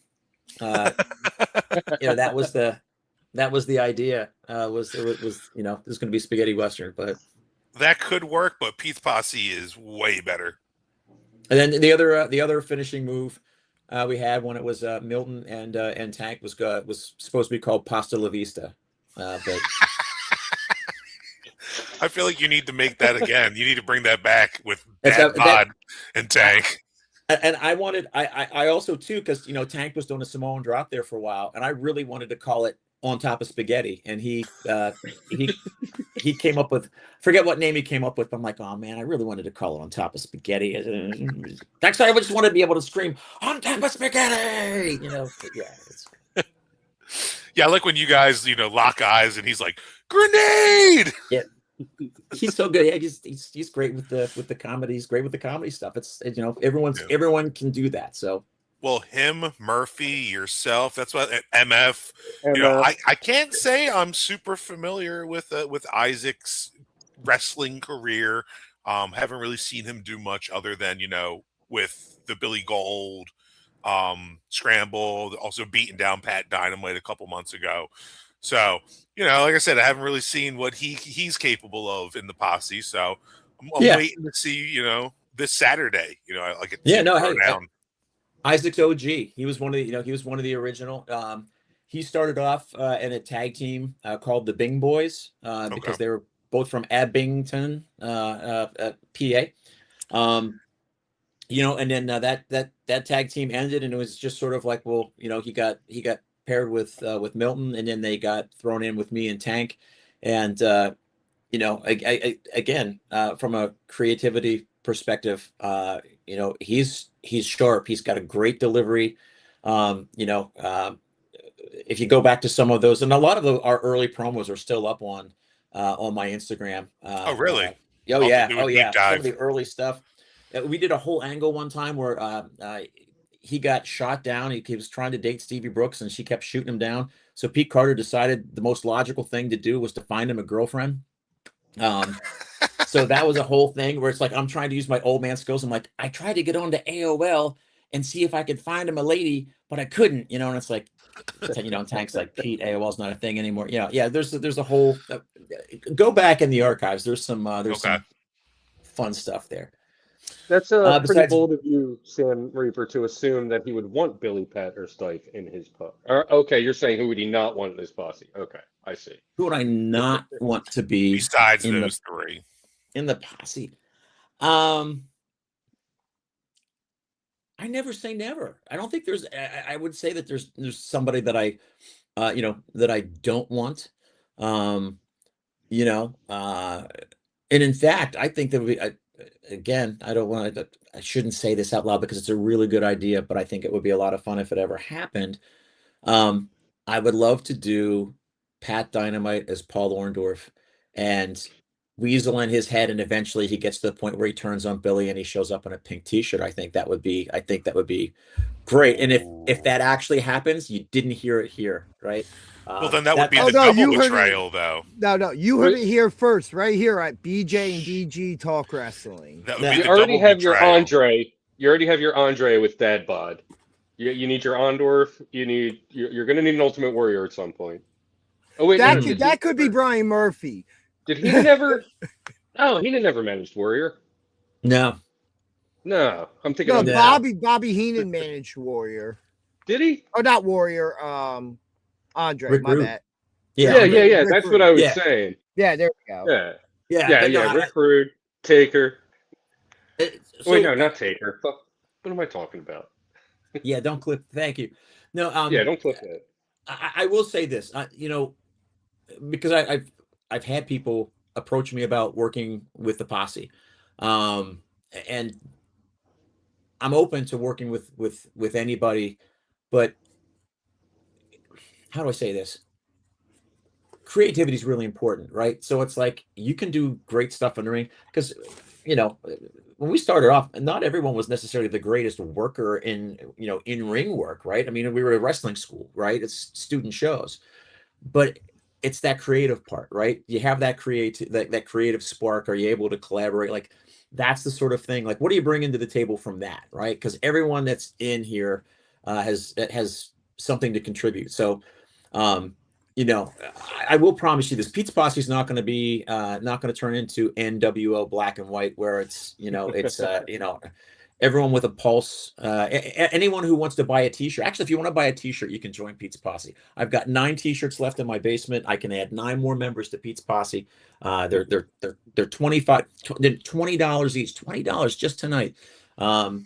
Yeah, but do you have 3X? Of course, I not anymore. I am left with large. Pete, the last time I asked you for a 3X in March, you were like, "Ha!" and you walked away. Joe Hale got my last. Sorry, Joe, not to reveal your size to the world, but Joe Hale got my last 2X. Even Dabot, I had to give him an XL, and we cut the sleeves off of it to make it work. Right? Like, I figured you at least gave him a 5. No, I ordered, I did a bulk order from ProWrestlingTees.com, and I'm like, oh yeah, I should get a lot of mediums because people wear mediums. And it's like, no, that's not how it works. That's not how it works at all. Wrestling fans are big. Your wrestling fans are big. If I diet for like 6 months, I can fit into a medium. So I've actually sold, at this point, I've sold all my mediums. I just have large and extra. I think I have 1 medium left, and it's all larges at this point. But yeah, it's, I just didn't get my numbers right. Yeah. Well, it's all a guesstimation. Any wrestler who's coming out these days, they're only they're coming out with their limited selection, but it's like, what happens when you do have that plus size, Right. fan that comes up and is like, I want a 2, I want a 3. Well, maybe next time I do an order, or, like I know you're on the prowrestlingtees.com, Yep. so you can order those online. Always have the QR code handy to, yeah, but heck yeah. Well, Cowboy Pete, we're over at an hour 25 minutes. Time flies by when you're having fun. I feel like we've covered many bases in the life of Cowboy Pete Carter. Yeah. Ginger, if you would like to do your traditional last question. Yeah, so the last question usually I ask, and I ask everybody, is what's something positive that you've taken from pro wrestling that you carry with you every day? Something positive that I take with me every day. Like something that sticks with you. Just, I would say just the diversity of people that I've met. I guess the other thing too is that I've taken with me that more wrestlers are introverts than you would expect. Right? Like for all of the bombast and going out and performing, there's a lot of really shy people, quiet, and I'm actually kind of one of them, when I'm new someplace. So give people a chance to warm up. Don't make quick decisions on, first time you meet someone in a locker room, just because they don't talk to you doesn't mean that they don't like you. It just might mean that, their heads in the match, or they don't know anybody there. And so they're just kind of reserved. So yeah, give everybody a chance, I guess, is what I would say is Ginger is the answer to that. Thank you. That makes perfect sense, because like you're 100% correct, because there's some people that I'll watch them come out to the ring, deliver a crazy promo, torch the entire audience, and then you see them leaving the arena out back, and you're like, hey man, that was great. Oh, thank you. And they just like are on, Yeah. They're just like, yeah, it's. All right, well, thank you so much for having me. It's been a blast. I appreciate you taking the time you for to joining us. speak with me. I feel like we only scratched the surface of what could have been, but time constraints. Hey, I'm gonna end it just reminding everybody: Cottonmouth Dispensary, Saturday, high noon is when the doors open. It's an outdoor show. Bell time 1 p.m. Come see Isaac Taylor, Brian Murphy, and the God of Dad Bod destroy the Backseat Boys of the Graysons and Pat Dynamite. So yeah. Be there or be square. Thanks. Yeah, but that, as BJ did say, it does feel like we only scratched the surface of stuff. So sometime in the future, we're going to have you back on to cover more of this and talk more about you. I'll tell you what, next time, have the entire posse on. You want chaos? You want chaos and craziness? You get the entire posse on here. Be great. I guess that's the end game, huh? We've almost had everybody individually. So now we just have all at once. Yeah. Live from the PWSA. Yes. That would be awesome. Absolutely. But yes, thank you for joining us today. We really appreciate you giving us your time. To you, Cowboy Pete Carter. Frickin', it's been an honor, my guy. Like I said, I personally have been looking forward to having you on this cast. And definitely, looking forward to having you on again. Can't wait to see you on Saturday. We're all going to be there. We're going to be booing you, but we're going to be doing it out of love. Well, I appreciate it. Thanks so much, guys. Have a great evening. Take care.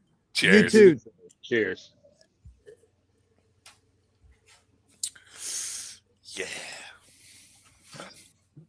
And ladies and gentlemen, that was Cowboy Pete Carter. Reactions to the interview, gentlemen? Just he was everything I thought he would be as an interview. And like I said, like you said, I said, we only scratched the surface. I know that guy's got loads and loads more to tell. Absolutely. It'll be great to in the future to bring him back and hear more and get to know him even better. Agreed. Thank you, Joe Hale. Sorry, I took that away before I was just getting ready to click as you brought it up, and I stopped myself. Oh, yeah. But yeah, there we go. That was just a great interview, getting to know him at this level, you know. I changed back to Pete the Wall Peters because now he has left. Whoa! What happened to Crumb Bum? Nah, man. What kind of when did BJ and DG enter the multiverse happen? Always. I'm on vacation still. This is the Crumb Bum version of me. I still got another week left. Dude, it is still amazing that you find hotel rooms that look just like your computer room. Well, you don't understand. I actually took a picture of my background, and now that's my back. My background is a picture of my background. It's meta. I've done that before. I took a picture of this and had it as my background when I had my laptop. As long as you don't try to put the vacation picture back up, because then you'll cease to exist. Well, it was just whatever was going on with my internet last week. I don't know, it was because maybe there was too much greatness from skills coming through that I just couldn't do both. But yeah, last week for some reason it just was not working. See, here's Vacation Pete. Hey, okay. Reaper, will we never see Crumb Bum rap again? We will never see Crumb Bum rap again. What? When did I rap? You're thinking of that guy Miggs.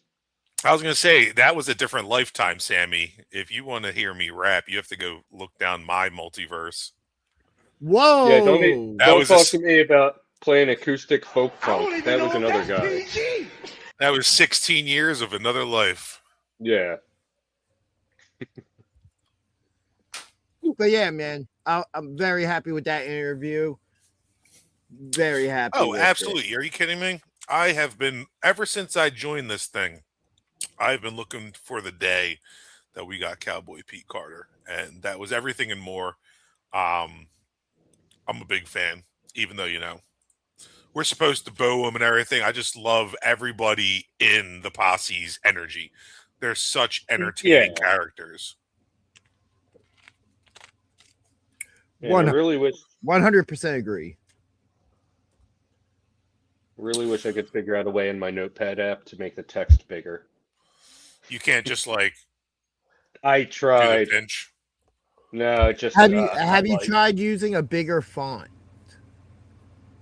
You can't change the font. Lame. You can colorize. That doesn't do anything for me. Well, I need beer. Of course you do. So, moving on now. Joe, we have no clue whatsoever.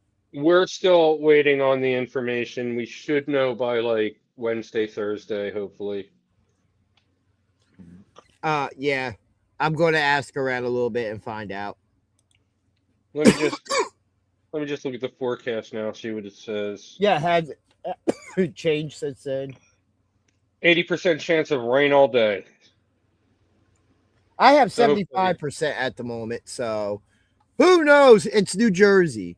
I see every app is different. But yeah, we had our Cowboy Pete interview. I have the dog whining behind me because I have food and she doesn't. Even though she does, she just doesn't have my food. But it is now time for us to talk about this past week's hybrid / SPO show at the Pro Wrestling Star Academy, The Setup. Yeah, this show was crazy. And as we talked about in the interview, when it came to the energy level, fans were just into the entire show. I made sure I did my part, and even though I was coming off of an 8-hour workday, I made sure I drank a lot of coffee after work, and so I came in with a little fire in me, and I got to say that I feel like that may have contributed to the crowd's energy. I'm just one guy, but I'm a loud guy. But yeah, no, the crowd was on fire.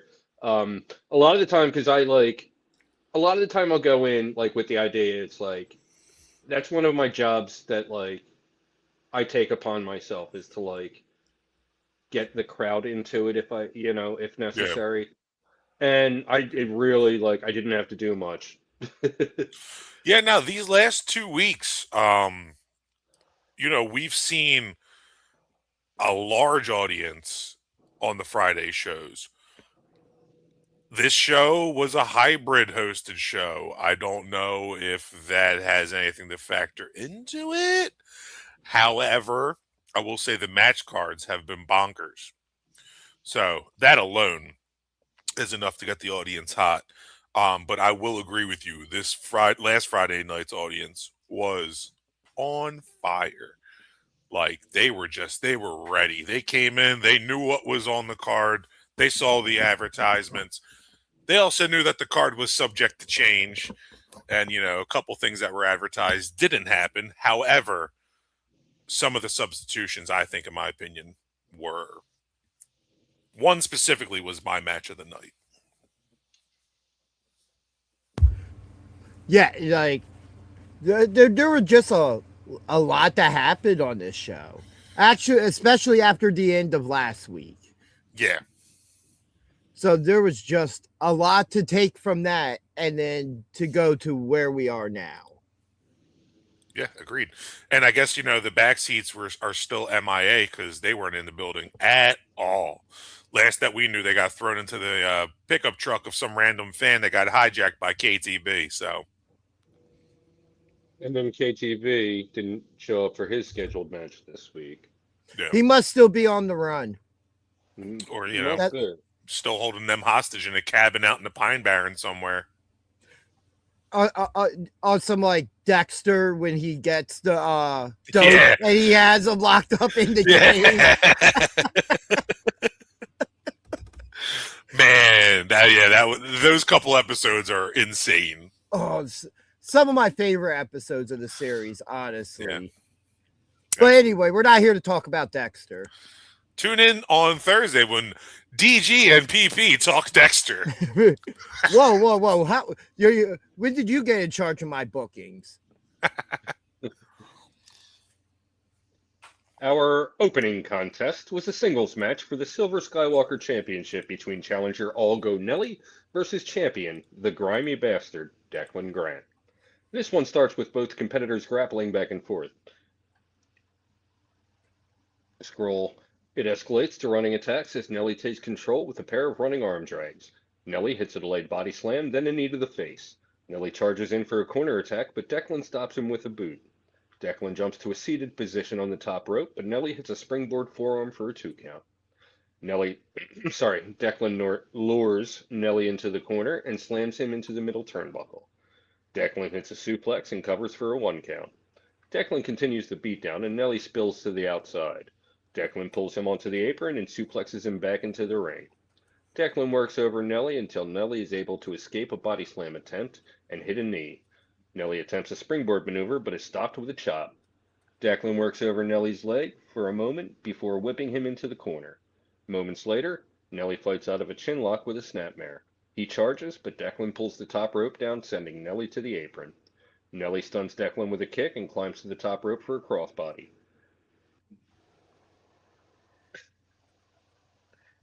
Nelly hits a pair of back elbows, a dropkick, and a rolling DVD for a 2. Nelly climbs to the top rope, but Declan dodges his attack and hits a running clothesline for a 2. Declan attempts a suplex, but Nelly rolls him up for a 2. Nelly hits a Uranagi / backbreaker Faymaster combo a Uranagi backbreaker / Faymaster combo for a 2. Declan fights out of a double underhook and lifts Nelly, but Nelly wiggles free and pushes him into the ropes. On the rebound, Nelly floats over into a double underhook, but Declan lifts him, and Nelly rolls up Declan for a 2. Declan dodges a punch and hits something for the 3 count. Declan Grant retains the Silver Skywalker Championship. I don't know what to call that move that he hit Nelly with. I just want to stop you there real quick. Oh, no. Before we continue talking, because there's something that happens after the match. That's why I stopped there. Well, I don't want to comment on until that, so just go forth. Nothing about the match. Yeah, match itself. The match was phenomenal, but yeah.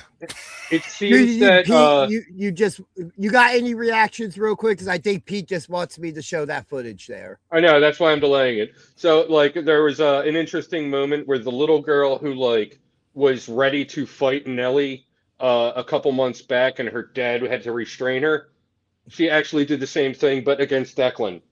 And that just blew my mind. They were sitting right in the same spots. Yeah.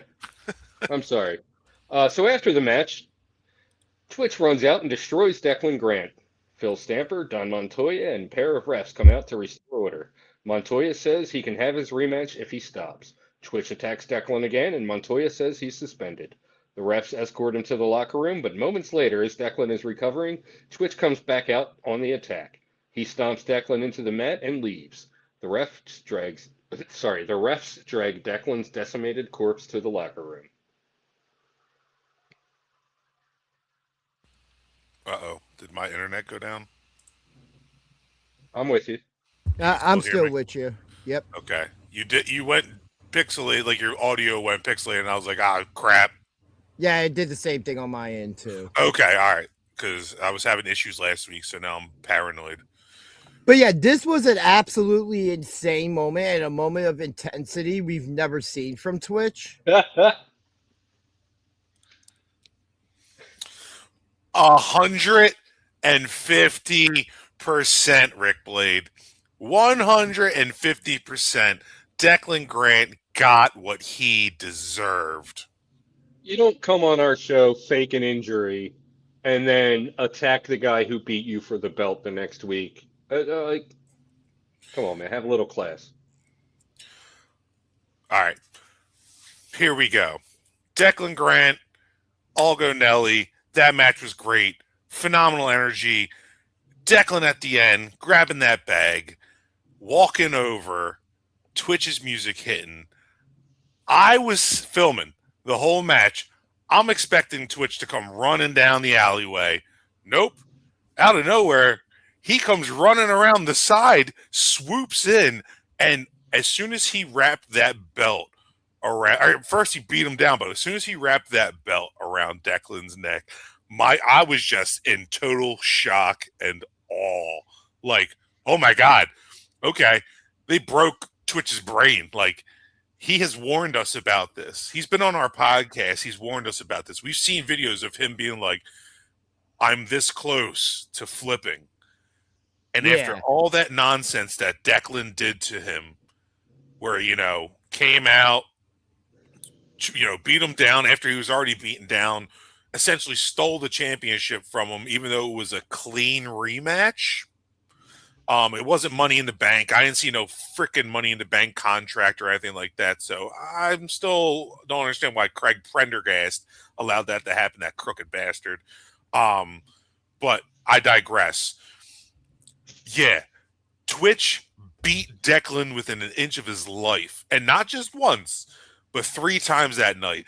And the one scene that just kept replaying from my head was when he was running down the freaking entranceway. Screaming. And just plows right into Declan. It reminded me of when Stephanie Vaquer did that to Liv and Roxanne and gave Liv that big old third eye on her freaking forehead. Man, I was grinning ear to ear watching this happen because it was nice to see Twitch unleashed and finally getting some true vengeance on just a grimy bastard who has been getting away with shit for far too long. And I hope he heard that. I know he tunes into our channel. I don't give a shit. You come on our channel saying you have a concussion, selling it, and then, oh, guess what? I fooled all of you. You're idiots. Man, I was reveling in this like a pig in shit. Twitch still doesn't have his belt back. Don't care. He almost stole Declan's life. Oh yeah, I forgot there was more to this. Yeah. Oh the yeah. Stomp. The stomp. Was that after the charge, or was that? Yeah, he came running back down, grabs him, and does that stomp. Man, like my boy Twitch. Cheers to you. That was gold. And I feel like I don't care that he got suspended. Don Montoya is an asshole, suspending everybody left and right. He's never suspended Declan Grant for the stuff he's done, plastic bags over people's heads, but Twitch gets suspended for beating him within an inch of his life. I thought he did suspend Declan. Oh, wait, yeah, that's right. He did during the Pat Dynamite. Yeah, I redact that because I remember I made that whole Declan's Day at the Matches video. Hey, he bought a ticket. Yeah. So he was a paying fan that night. Declan was suspended one time for suffocating. I think that was when he suffocated Sam Reaper, right?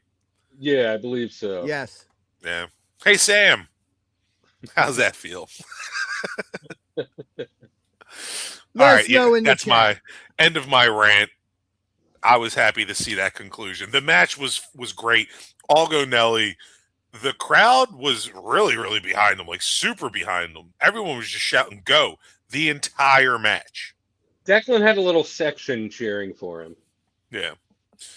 I have noticed that there are pockets when we have shows and Declan shows up, that those little pockets are behind Declan Grant for whatever reason. Yeah, the grimy bastard chants, yeah. Yeah, you know, I assume those are the same. Leave it to the people in the town I live in to be sick and twisted and Declan Grant fans. That's all I'm saying. But well, they're out there. They're out there, you know, shaking people down just like Declan is. Yeah, the second I start seeing paper bags going over people's heads, I'm just staying in the house. That's paper it. Because we're in Jersey. We're in Jersey. Oh yeah, good point. Next, we have a singles match between El Tirador Alex Rivera with Skills the Great, Mike Hamilton, Mike Jr. versus Italian Tank representing Pete's Posse. Before the bell rings, Rivera attacks, but Tank quickly takes... Hold on. No. Take it back to the entrance. Hold on. Take it back to the entrance, to Hybrid's entrance. All right. Hold on. I'm at Tank entrance still. I know. I see. Okay. Next, we have a singles match between Alex Rivera with Skills the Great, Mike Hamilton, Mike Jr., and me. Watch.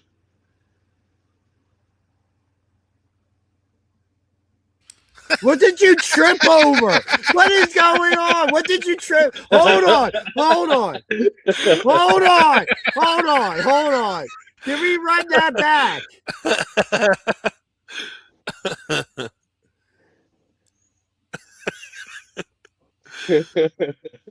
Skills, Alex, Mike Sr., Mike Jr. And BJ, just looking back and tripping. I didn't trip. What happened, so the little 2x4 that holds the door open fell, and there was a guy behind me, like, trying to walk through the door. Well, the door closed on him, and I was like, oh, sorry. I had footage of that from my meta glasses if I can upload it, but apparently I can't because I edited it. I did. Here it is. I tried. Let me see if it uploads. Oh, it's uploading. I can't see that right now. I mean, he did have his Alex Rivera shirt on, so he just looked like and sunglasses, so it looked like he was just part of the squad. Well, it was funny because they were like, "Yeah, when are you going to walk us out to the ring?" And I was like, "I'm here right now." Did but that upload? Oh, it didn't upload. It's not an MP4. Oh no! I didn't walk out to the ring with them, you know. I mean, I kind of did. You went up to the entranceway. Actually, you ducked down aisle 1.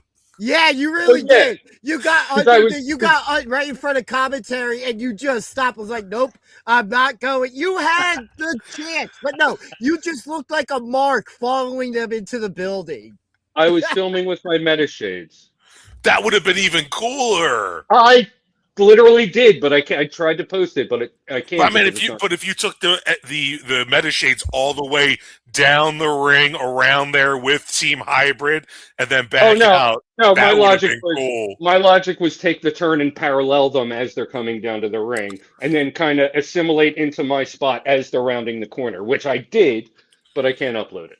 You should next time they're all walking out to the ring, you should try and hive your way in with them and then do like the hybrid entrance, like a member of hybrid. Do you want to be a member of hybrid? This is what it's like. Yeah, they thought it was Adult Legend. Yeah. There you go. It'll be BJ versus Kid Legend in a Kid Legend match. Hybrid rules. Before the bell rings, Rivera attacks, but Tank quickly takes control. Tank hits a running splash in the corner, then a suplex and a grounded splash for a 2 count. Rivera rakes Tank's eyes and takes control. Rivera hits a pair of running forearms and a running boot, and then attempts a back suplex to no avail. Tank lands a series of forearms, but Rivera reverses a whip and takes Tank down with a drop kick to the legs. Rivera hits an enziguri for a 2 count. Rivera chokes Tank with his wrist tape, then pounds the back of the grounded Tank. Rivera chokes Tank on the middle rope, and as the ref backs him away, Mike Jr. continues to choke Tank on the rope, and Mike Sr. delivers a right hand. Alex continues the beatdown and eventually hits a back suplex for a 2. Moments later, Tank avoids a running attack in the corner and hits Fire in the Hole. Tank hits a pair of clotheslines and a back elbow for a 2. As Tank lifts Rivera, Mike Jr. jumps to the apron and distracts the ref. Alex wiggles free and pushes Tank into the ropes, and Skills nails him in the face with a kendo stick. Rivera locks in a chokehold, autocorrect, and Tank eventually passes out. Alex Rivera defeats Italian Tank by submission. You know, I think if Alex was alone in this match, Tank would have gotten the W. That kendo stick shot was brutal from Skills. Yeah, the angle that gets caught on here is from the backside, so you see him turn around and just that instead from the front. But God, ouch! Like, as somebody who has taken not one, let me see if I can 2 skip kendo stick shots to the back, I can only imagine how much it sucks getting a kendo stick to the head. By the way, can we just bring up real quick how nice that ring looks with a blue canvas on it now? Oh my God, dude! I thought it felt like a different arena. It was, yeah, that pops. It's gorgeous. It really pops. And it shows up so good with the black on blue contrast. It's the colors of the Academy, but it just makes so much more sense. It really looks great, and especially looks great on my footage. Like the blue is so vibrant. Yeah, you were mentioning that. Yeah. Trying to get us to this kendo shot here. How far away am I from it? I know it's towards the end of the match because I'm pretty sure he gets choked out immediately after. I think we're right there. Yeah, because now Skills is positioned. He's in position. He's in kendo position. Meatball picks up Alex, whips him into the ropes, and Alex reverses the whip into the ropes, I believe. Yeah. And distracts what's his face? Or no, he wiggles down and pushes him. There it is. It's coming. Oh, it was Mike Jr. who did that. Oh, you see the sweat come off his head. Yeah. Oh, no, yeah. That was a brutal, like, on the footage that I have, that crack, I sympathize with him. I can't believe he was even able to, like, fight a little bit after that headshot. And then after the match, boy, the first of many beatings we will see in the night. Well, I mean, to be fair, it was only like Mike Hamilton kicked him maybe 2 times, Mike Jr. once, and then that was it. Like, they just left him alone after that. Yeah, it wasn't even really enough for me to write about. It was just like, that's what you get. Good to make a reference and side note of, considering they put a little gabagool on top of him to kind of, solidify the fact that one member of Pete's Posse down. Yeah. Pretty short match. Very, yeah. It was only about 7-8 minutes. But yeah, I mean, it was everything you would expect a match between the two of them would be, except with that outside interference there. Next, we have a 4-way match between Billboard Bill Gold versus Sam Adams versus the Enterprise Stife, versus Clockwork Dylan Shaw. At some point, I'm not entirely sure when, Mike Trash and Tommy Biz make their way to ringside to observe. As the bell rings, all competitors waste no time pairing off and brawling. Billy sends Clockwork out with a forearm and follows him out. In the ring, Stife gets the better of Adams as Billy works over Clockwork on the outside. Billy enters and is set to engage with Stife, but Adams and Clockwork take him down and drag him out of the ring. As they continue to beat down Billy, Stife attempts a flying attack, but he's stopped short by a forearm from Adams. Clockwork enters the ring as Adam grabs a chair and hits Billy with a pair of chair shots across the back, right in front of me. Adams enters the ring where Clockwork is in control of Stife. Adams hits a second rope double axe handle. I will rule you on Stife, who is held in place by Clockwork. Billy climbs to the apron, but Adams sends him back to the floor as Clockwork covers Stife for a 2. And Adams are sorry, I was about to say the point where we're at right before Billy hits the splash right there on Clockwork. Mike Trash and Tommy Biz were at ringside, just getting to ringside. Right. That was when they Yeah. And this is right before they pulled him down. Right. Sorry. Adams argues with Clockwork, but they get on the same page to double team Stife. Adam hits a suplex on Stife and covers for a 2 as Clockwork knocks Billy from the apron. Clockwork and Adams argue again, but again get on the same page. Clockwork works over Stife as Adam goes to the outside to hit Billy with another chair shot. Adams enters and suplexes Stife. Clockwork body slams Stife, then Adams does the same. As Clockwork turns his attention to the crowd, Adams hits him with a low blow. Adams hits Stife with a capo kick in the corner and a big clothesline. Clockwork takes down Adams with a chop. He delivers a chop to Stife as Billy fights past Mike Trash onto the apron. Clockwork hits a chop that only angers Billy. Billy enters, and Clockwork hits an even weaker chop. Billy returns fire, flooring Clockwork. Billy hits splashes to Clockwork and Adams in opposite corners, then evades a charge from Adams. Adams crashes into Clockwork, and Billy hits a splash onto both of them. Stife then hits a splash on the Clockwork and Adams. Billy hits a billboard slam on Adams and charges Clockwork. He sends Billy out of the ring by dropping the top rope. Stife hits the Moonlight Drive on Clockwork, but Adam tosses Stife out of the ring and covers Clockwork for the 3. Sam Adams defeats Billboard Billy Gold, Stife, and Clockwork Dylan Shaw by pinfall. After the match, Sam Adams celebrates with Tommy Biz and Mike Trash. Thus solidifying who Mike Trash has been scouting for the past 3 weeks. Yeah, Trash Biz have been out there, and they don't say anything, they don't interfere at all. They just observe, they take notes. But now we have an idea of what their goal was. Exactly. Also, it's showbiz, not trash biz, but no, trash biz sounds trash better. Biz sounds so much better. Yeah, it's Trash Biz. Yeah. This 4-way, man, like, I was really impressed by everybody involved. I was pissed Billy didn't win. I feel like Billy needs a W, man. He's been getting pushed around, beat down left and right week after week. Ever since he lost his belt. It's been rough. There was a really cool moment when the match first started where that kid over in the 10 jersey sitting on the right-hand side of the screen, actually, Billy set him up for a chop on Dylan Shaw and cracked the hell out of him. Billy and I were like, what? Like, damn, you can actually see it in the highlights on our IG. I was laughing when I saw that. Yeah, that cracked me up. But overall, every competitor in this ring threw down and really gave it their all. They wanted the W. There wasn't anything on the line. It wasn't like it was for the title or anything. This was just even a number one contendership spot. Exactly. This was just, Billy was a primary target, which seems to be a running theme in all of his matches is, if he's in a scramble, everyone's trying to beat him down first because he's the biggest.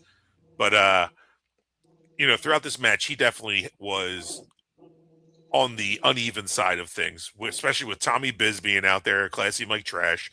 They were out there interfering. Stife was putting on a hell of a show. And, I don't like to admit it, but Dylan Shaw, Clockwork, he's doing his thing out there.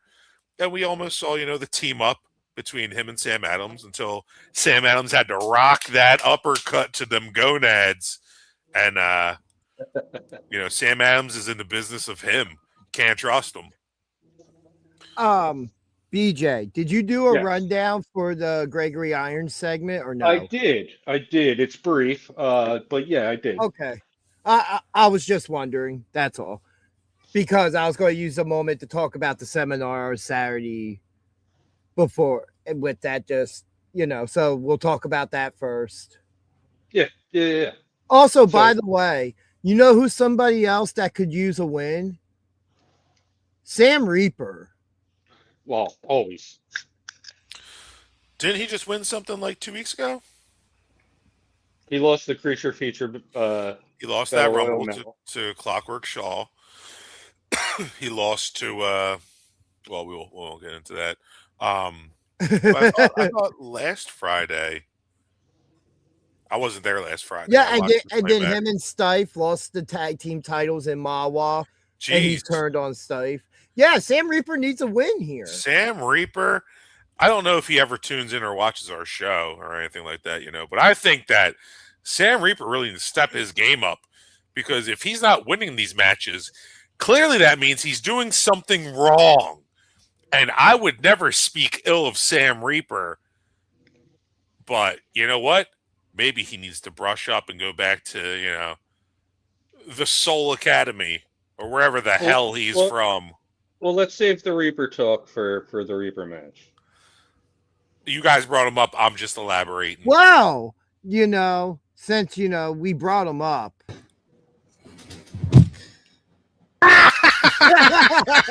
I've been in here for 10 minutes and I'm already getting disrespected by the freaking wall right now. God damn it. Sammy! Don't you dare say Sammy to me right there, B. Don't you dare. I didn't know that you watched our show. This is incredible. What? This is crazy. I feel like I'm meeting Brad Pitt. No, you're meeting Tim Tebow. Well, Sammy, enlighten us though. When was your last W, brother? I haven't had a win. Like, for singles, the only time I ever won was the triple threat with Logie P and Pedro Pablo. No, you've had a steady he is headless. Yeah, you had it back and forth with Mikey. You beat Mikey. Well, I'm just saying, like, regardless, like, it's been a while since I won something. And also, if we look at a string of some of the last matches, he's had a match with the Feral Face for the Hybrid Championship. He had a match against Tommy Grayson for the SPO Championship. Okay. And it's always with managers. That's the worst. Yeah. And I can't say nothing with I can't say nothing like with Mother Endless. Mother Endless always helps me out. Only once when I had a title match, I believe. Well, I just want to see you with the big old W, brother. That's all I'm saying. So, maybe there's some things that you got to start messing around with in your bag of bones. Right now, I'm already very excited, but I can't say what the match card is right now. But I'm very excited for the match card. Okay. I'm gonna stick around still. Yeah. Sam Reaper's sticking around with us for a little bit. So welcome to the show, Sam. Welcome to the show. Oh, no, I'm not gonna say it for a little while. I'm saying sticking around for this show since I'm here. Well, yeah, so we're welcoming you to the show. So, let's cue over to BJ with the segment that he's about to do. Up next is an in-ring segment featuring Gregory Iron. Gregory Iron introduces himself to the crowd and says he wanted a match, but he has a broken pinky. He plugs his seminar and thanks the crowd. He was announcing intermission when he was interrupted by some guy with Showtime on his tights. He Rich Moria. Oh, I knew we'd seen that guy before, but I couldn't play. Yeah, he wrestled like a 2 month weeks or two ago. Yeah. In the past. Moya trashes Iron and enters the ring. He continues to talk himself up until Iron interrupts. They jaw at each other until Showtime attempts a clothesline, which Iron ducks, sending Showtime flying out of the ring. Now we have intermission. All right, so just real quick, before I move on, this comment from Mike Jr. I think if he just buried the hatchet, Sam Reaper could pick up some wins at Hybrid. Sam, you are being recruited. The recruitment pitch. Well, how about, you know what? I'm going to save something. If Hybrid is still going to be around, I think I have a little proposition for something like a match stipulation. It looks like his arms are so you're looking like you're trying to stay with Mother Endless and Wrath of the Wicked, not leave them and get some W's from what Mike Jr. is saying in the comments. But I'm just saying for a match stipulation. But I will say at the end. All right, we'll save that for later. Yeah, let's continue about the Gregory Irons. Just real quick, a little bit of background on Gregory Irons. He is the first professional wrestler with cerebral palsy. You know, you kind of glanced over that with your rundown some. You know, that's a pretty big deal there for people with that situation to be able to get in the ring and do that. So much respect. Summarizing. Yeah, I felt like that should have been a part of the summary there to explain who he is. But yes, he was supposed to have a match. He was injured. He did commentary the entire night for the show. I did see him up there with Pat Dynamite. And his seminar, which I attended this past Saturday. Unfortunately, did not. It was great. It wasn't like it was an in-ring seminar. It was more us sitting down talking. Yeah, from the bullet points in the flyer, it seemed like it was more of a psychological kind of analysis of the wrestling industry as a whole, or the approaching to in-ring.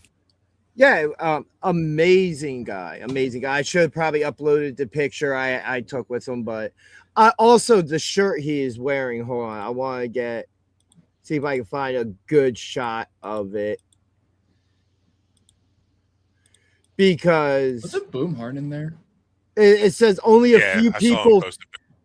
His shirt that he was wearing says only a few people think I suck. And then it has a phone number on the back. Call me and tell me about my wrestling. I had to get the shirt. It was. Did you call him? No. Why did I have to call him? I saw him the next day. That is very true. But yeah, to the segment though, the segment turns into them going back and forth and Gregory Irons just laying him out, which I had that footage kind of set up there. All right, there we go. Yeah, unfortunately, that was a cool move. Whatever that little face buster move he did to him was. This right here.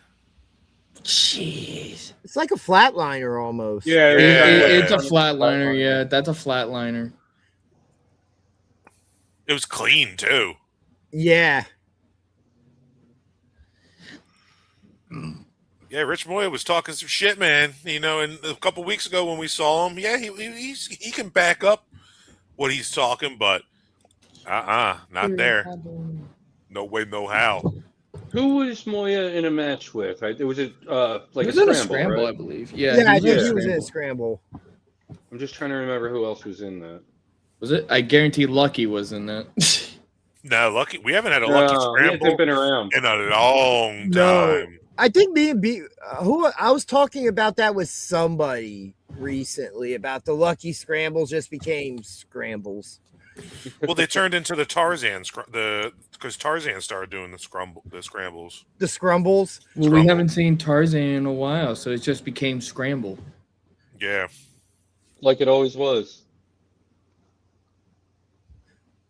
But yeah, the seminar was absolutely awesome. Crowd was great. He's done a little bit of everything in wrestling, from comment. Oh, he's dying. Ginger, you breaking down? Yeah, like I was saying, like commentary. We talked about commentary, refereeing. ways to, like, you know, if you're not fully in, like, stuff just about the business in general. Like, I really enjoyed it. It was very informative, even to the point that he has his own YouTube, or not YouTube, I think he said YouTube channel, but also a podcast. Okay. And also does inspirational speaking. Oh, that's great, man. That's perfect. Yeah, you know, like, and it's him being the first ever wrestler with cerebral palsy. That's an inspiring story. So I really recommend people go look up his story. He was trained by Johnny Gargano, who was trained by Shawn Michaels. Just extend that a little bit. But really great guy. It was a 2-hour seminar. Wow. Of just talking and all that stuff. That's great. So, I bet it was a lot of fun. Anybody that sees this and there's ever a Gregory Irons seminar somewhere that you can go attend, pay the money and go attend it. You're going to walk out learning something one way or the other. So thank you for giving me the time to quickly talk about that. It's your show. Oh, so it's technically both of your shows. No. You heard BJ. It's my show. God dang it, BJ. Yeah. All right. Welcome to DG Talks Wrestling with co-hosts BJ and Pete the Wall Peters and current guest Sam Reaper of Wrath of the Wicked. Next, High Fashion cut a promo calling out the entire tag division. They issue an open challenge to any team in the back. This brings out that guy and Mother Endless. That guy. Wait, there we go. Reaper accepts the challenge and they head to the ring. Music hits and out come Ezra Coleman and a returning Pedro Pablo, who also accept the challenge. The match is made and we have a Lucha Rules triple threat tag match between High Fashion, Mark Raspa Jr. and Sebastian Valentino versus Wrath of the Wicked, Sam Reaper and Mother Endless versus Ezra Coleman and Pedro Pablo. High Fashion attacked Reaper and Mother on the apron as the bell rings. High Fashion charged, but Reaper and Mother pull the top rope down to send them to the floor. Reaper and Mother enter the ring, followed by Pedro and Ezra. Pedro and Ezra take down Reaper and Mother in a hilarious unplanned spot. Reaper gets his arm stuck in the ropes. Can we get there? Can we get to that?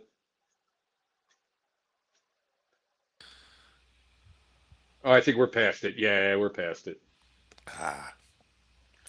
Too bad.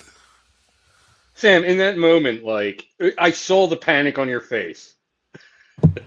What? Oh, me getting stuck on the arm?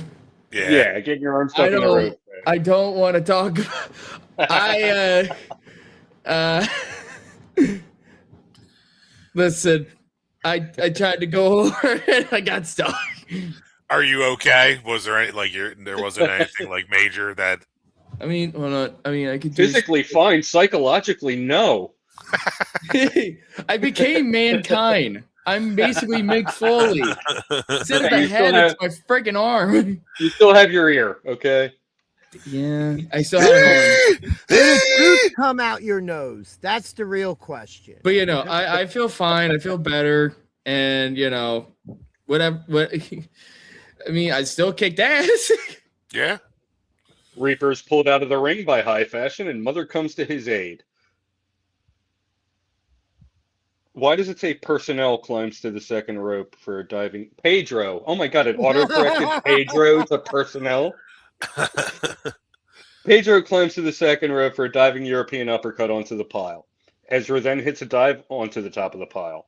Moments later in the ring, Ezra hits a double missile dropkick on Reaper and Raspa. Moments later, Ezra hits a top rope dropkick to Raspa and covers, but it's broken up by Reaper. Raspa suggests that he and Reaper work together, and Reaper agrees.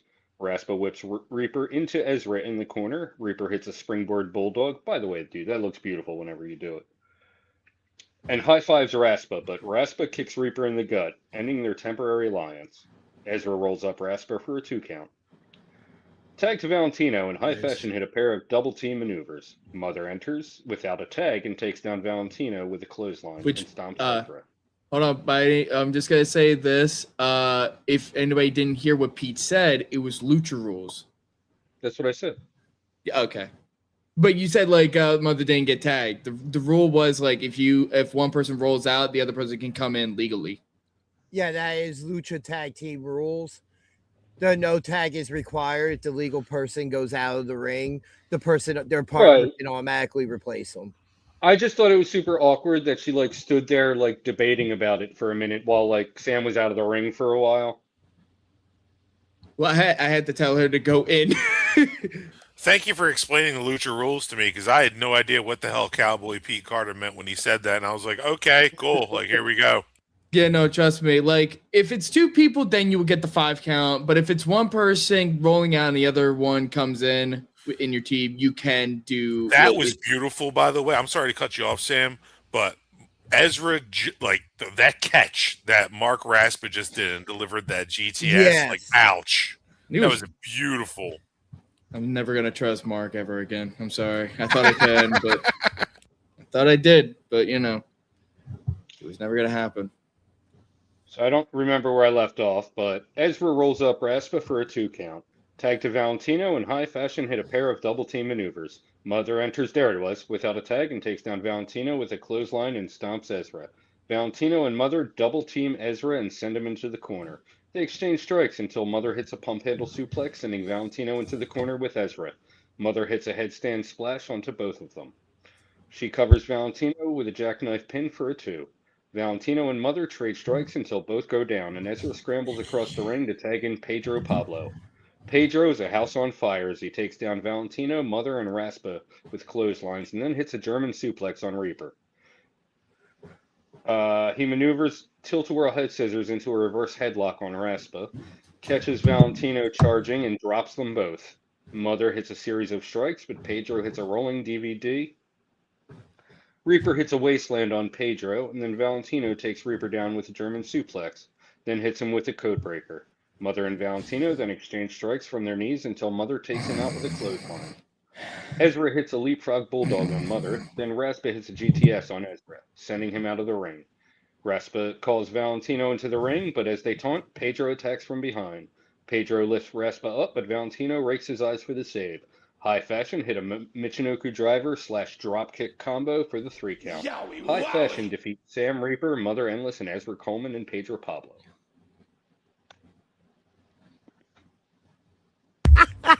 So the footage has been done for like the last 30 seconds of that. Your rundown was longer than the match. you realize you jumped around, like you started like halfway through the match. You didn't even start like. No, I started at the beginning. We didn't see Sam get stuck in the ropes, and that happened like 2 minutes in. Yeah, I did. You said rewind it and try to go find it, and I never got there. Yeah, we never watched that clip of Sam getting wrapped up. Yeah, we started later. Do you want to try to find it? Do you want to try to find it?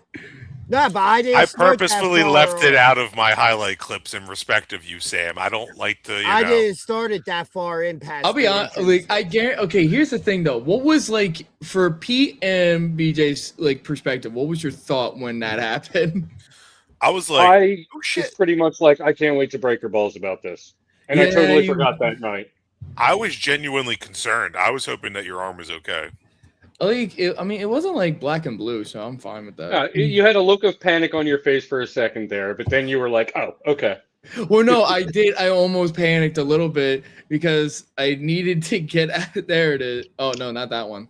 It's after this, right? No, it wasn't. No, it's before everybody's in the ring. Go back. It's like before the bell rings, or right after the bell rings. I'll tell you to go. Wait, no, I was going to say back. No! It's gone. It's gone. Hold on, no, I think I found it. Yep, I found it. Give me a moment. You got it.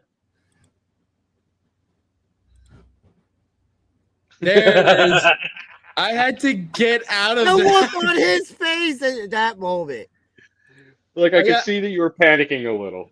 I was so nervous. I was like, what am I doing wrong? Oh, no.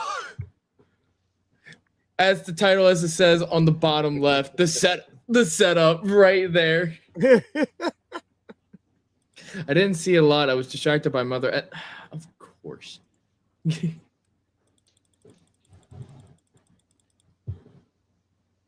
right, anyways. I'm looking back at my footage, and I was seeing what it looked like and I don't want to say this on air because I don't want to say anything, but we'll talk about it later. Because of how well you get kicked by Raspa, I think. No, I didn't get kicked by Raspa. Ezra kicks you, and it looked like you were trying to jump over the ropes. Yeah. I messed that up. You did see, like it looked like you were like, oh damn it, I'm trying to get over, but you struggled to get over the ropes. And is that when you got wrapped up in it? Yeah. Okay, because it looks like your arm went under the middle one, over the top one, and then under the middle one. And then they like kind of. I should have went to the middle rope. I should have went to the middle rope. Yeah, just tumbled right out the middle. Yeah. Sorry, I didn't want to break kayfabe, but no, you're fine. I should have done what Mother did. Just simply, just drop kick, fall to the ground, roll. Yeah. That's it. And I got my ass beat by the high fashions while Mother was on the side. Sam Reaper and Mother Endless were in that match. Yeah, can I actually say no? Oh shit. I think I drop a quarter. You're lost. But anyways, I'm actually was very happy that me and Mother and I finally got to do a tag team over 4 months. 4 months. You didn't tag with her in the intergender match? Wasn't she in an intergender match a month ago? I'm saying like that was only Wrath of the Wicked. That was the whole Wrath. I'm saying like me and Mother. Oh, you personally? Okay, you and her. Got you. Which wasn't the last time of the evening. Yeah, the only time that we had a mixed tag was when it was Tiffany Grady and Malik Delavante. See, there was another time. So, yeah. That's why I said 4 months. Your corner.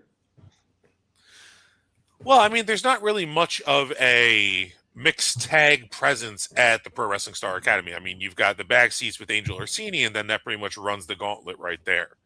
You know what I mean? That Angel and Lucky. But here's the thing. Angel Metro hasn't been back in 6 months. Lucky hasn't been back in 4. I was going to say, keep in mind is this. We did, but here's the thing. Me and Mother did prove it. We approved it, though. Yeah. No, you absolutely, showed that you both can compete within the same, division if you were to enter in as a tag team. And it also went to show that plenty of tag teams are fine out there just beating up on Mother Endless because, oh, my God, Pedro freaking hit that, what's that driver that he does? DVD. It was a DVD. The DVD, yeah, that Death Valley driver. Yeah, that was beautifully executed. But I was like, damn. I was like, she's getting beat around this match. On a serious note, Mother came from the Monster Factory, correct? You would know better than I. I'm not too familiar. I don't think we delved into her origins when we had her on. We were a little too intimidated to know, More like, I was going to say, more like BJ had the googly eyes. That too. Talking about. Should we show up the picture again? I know that Ginger has the photo or the witness photo. No, that meme died. Let's just let that die. Anyways, no need to dig it up now. But no, we definitely saw her get tossed around and beat up, but like she also was thrown down really hard in the ring with everybody. Archives. I don't think so, but Reaper would probably know better than me. I didn't see the comment. Let's see. Jay George said he was there when she became Mother Endless. He did say that when he was on our cast. Yeah, I think. I don't think she was Monster Factory though. I could be wrong about that. I think she was in more training facilities than there. I guarantee one of them was Monster Factory. Right, guys, but she wasn't like a Monster Factory. Yeah. Real quick, we have some breaking news. This just in, police officers in Lancaster, Pennsylvania, were asking people to be on the lookout for a man who robbed a store. And I think we do have his description. Can we take that? Let's take his description.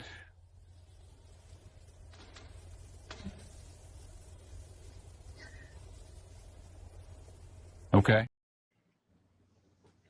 There it is. There it is. Wow, wait, we found the witness. Get him. All right, but anyways, next match. Oh man, I feel forgot bad that using even my image existed. because that original clip is some of the best Oh yeah, she stuff. did say that she came from CCW. Yeah, she CCW, did. okay. She started at CCW and then like around Monster Fight. Yep. All right. Anyways. Yeah. Our Women's next triple match threat. was a triple threat ladies match between Nat Castle with Mike Hamilton, Mike Jr. Oh, sorry, and Mike Jr. Three-way versus dance. Tiffany Avatar versus Allison Red. Avatar and Red team up early and send Castle out of the ring. Avatar and Red square off and have a decent back and forth until Red hits Eat Defeat. Before she can cover, Castle enters and prevents the pin attempt. Castle beats down Red in the corner and covers for a 1. Moments later, Castle covers for a 2 after taking down Red by the hair. Castle stomps Avatar in the corner and delivers a series of chest kicks to Red. Then a stop-and-go flatliner for a 2 that was broken up by Avatar. Avatar takes control and hits a spinebuster for a 2 that was broken up by Red. Red and Avatar trade strikes until Avatar hits a spear for a 2 that's broken up by Castle. Castle throws Avatar to the floor and covers Red for the 3. Nat Castle defeats Tiffany Avatar and Allison Red by pinfall. Of course, Nat Castle would win that match. I mean, she got the Hamiltons with them. I mean, it was clean. There was no. Yeah, Was there no interference. distraction? Nope. No, there was Wow. no. It was a clean win. All right, my apologies. There's Hamiltons. My apologies. I was gonna say they might be your future employers. We'll see. And again, it's a triple threat, so Yeah. there is no clean. Like anything goes. I mean, just because there's anything goes doesn't mean something still can't be won cleanly. It just says the rules are not being fully enforced. Yeah. Listen, I'm a straight shooter. But I got to be honest. I wasn't a big fan of this match. I felt like there was just there was a certain energy that was lacking from it. It was great to see Tiffany Avatar back in the building, and she was definitely thrown in a strong presence. This was my first time. I know Allison Red has been at the Pro Wrestling Star Academy before. This is my first time seeing her in the ring. Definitely think she has good potential. Mhm. Definitely think she has some things to work on. Nat Castle, I've seen her a couple times in the ring, and I like her attack style. I just feel like her consistency needs to step up a bit. This is just me being a straight shooter, no shade whatsoever, but that match, it was a good match. Other than that, I wasn't blown away by anything within it. There's nothing that stood out. Yeah. So now I bring this up. We've seen Nat Castle string together a couple wins, and Hybrid Wrestling just posted this on social media earlier. Oh yeah. SPO SPO and Hybrid Women's Champion Mia Friday, who we have not seen since Midnight Express in Vegas, will be coming to the Pro Wrestling Star Academy to defend her championship. Would Nat Castle be first in line to get that title shot? That's if. Or better yet, they might try to recruit her, though. That's the thing. You never know. Yeah, I don't know who would be a proper rival for Mia Friday other than like a Ruthie J. A Ruthie J rematch, I wouldn't mind seeing. But just look at, we haven't seen Ruthie J neither. But if I'm looking at just people who are showing up right now, in what's happened recently, Nat Castle has strung together a couple wins. Angel Orsini's also picked up a win or two. So there's to say that it's just not a long list of competitors there. Are we gonna actually see Angel Orsini versus Mercedes Martinez PW women's match? Who knows? Ooh. I would be interested in that match. Since I know we need that match because it was, kind of.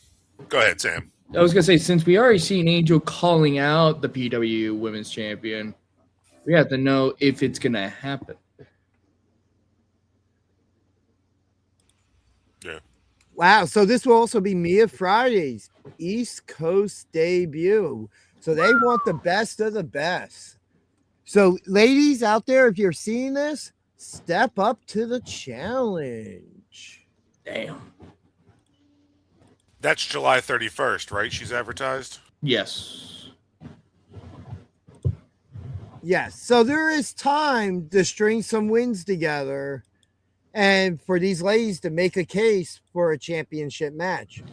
I just realized that this is this is gonna be like not a SPO or APW because it didn't show like the logo of it. It just shows hybrid on the that like you can see on the bottom. Yeah, It says SPO's women champion. Yeah, but it does mention SPO at the top, so they're both mentioned. It's mentioned, but I'm saying like it's not like hosted. You know what I mean? Yes. But yeah, very interesting to see what's in the future in the next 4 or 5 weeks leading up to that. Absolutely. Next, we have a singles match for the Hybrid World Championship between challenger Devlin Ridley versus champion the Feral Face with Skills the Great. Face doesn't wait for the bell to go on the attack. Ridley counters with an arm drag into a pin for a 2, then sweeps the leg and covers for a 1. Moments later, Ridley attempts a small package for a 2. Face regains momentum with a clothesline and continues to slowly beat down Ridley. Eventually, Ridley eats a front drop kick and delivers one of his own to Face. They battle back and forth until Ridley hits a big suplex and both men are down. They make it to their feet and exchange strikes until Ridley gains the upper hand. He hits a super kick and natural selection for a 2 count. Moments later, Ridley attempts a figure 4, but Face counters it into a roll-up for a 2. Ridley then hits a huge cutter, and again, both men are down. Ridley throws his carcass on top of Face's for a 2 count. Moments later, Face counters a cutter into a chokehold. Ridley tries to fight out, but ultimately passes out. Feral Face defeats Devlin Ridley by submission to retain the Hybrid World Championship. I was flabbergasted when yeah. I saw that the blind, the challenger was Devlin Ridley coming out. Remember when he was on our show a couple weeks ago? He had mentioned about he would love to be in a match with Feral Face.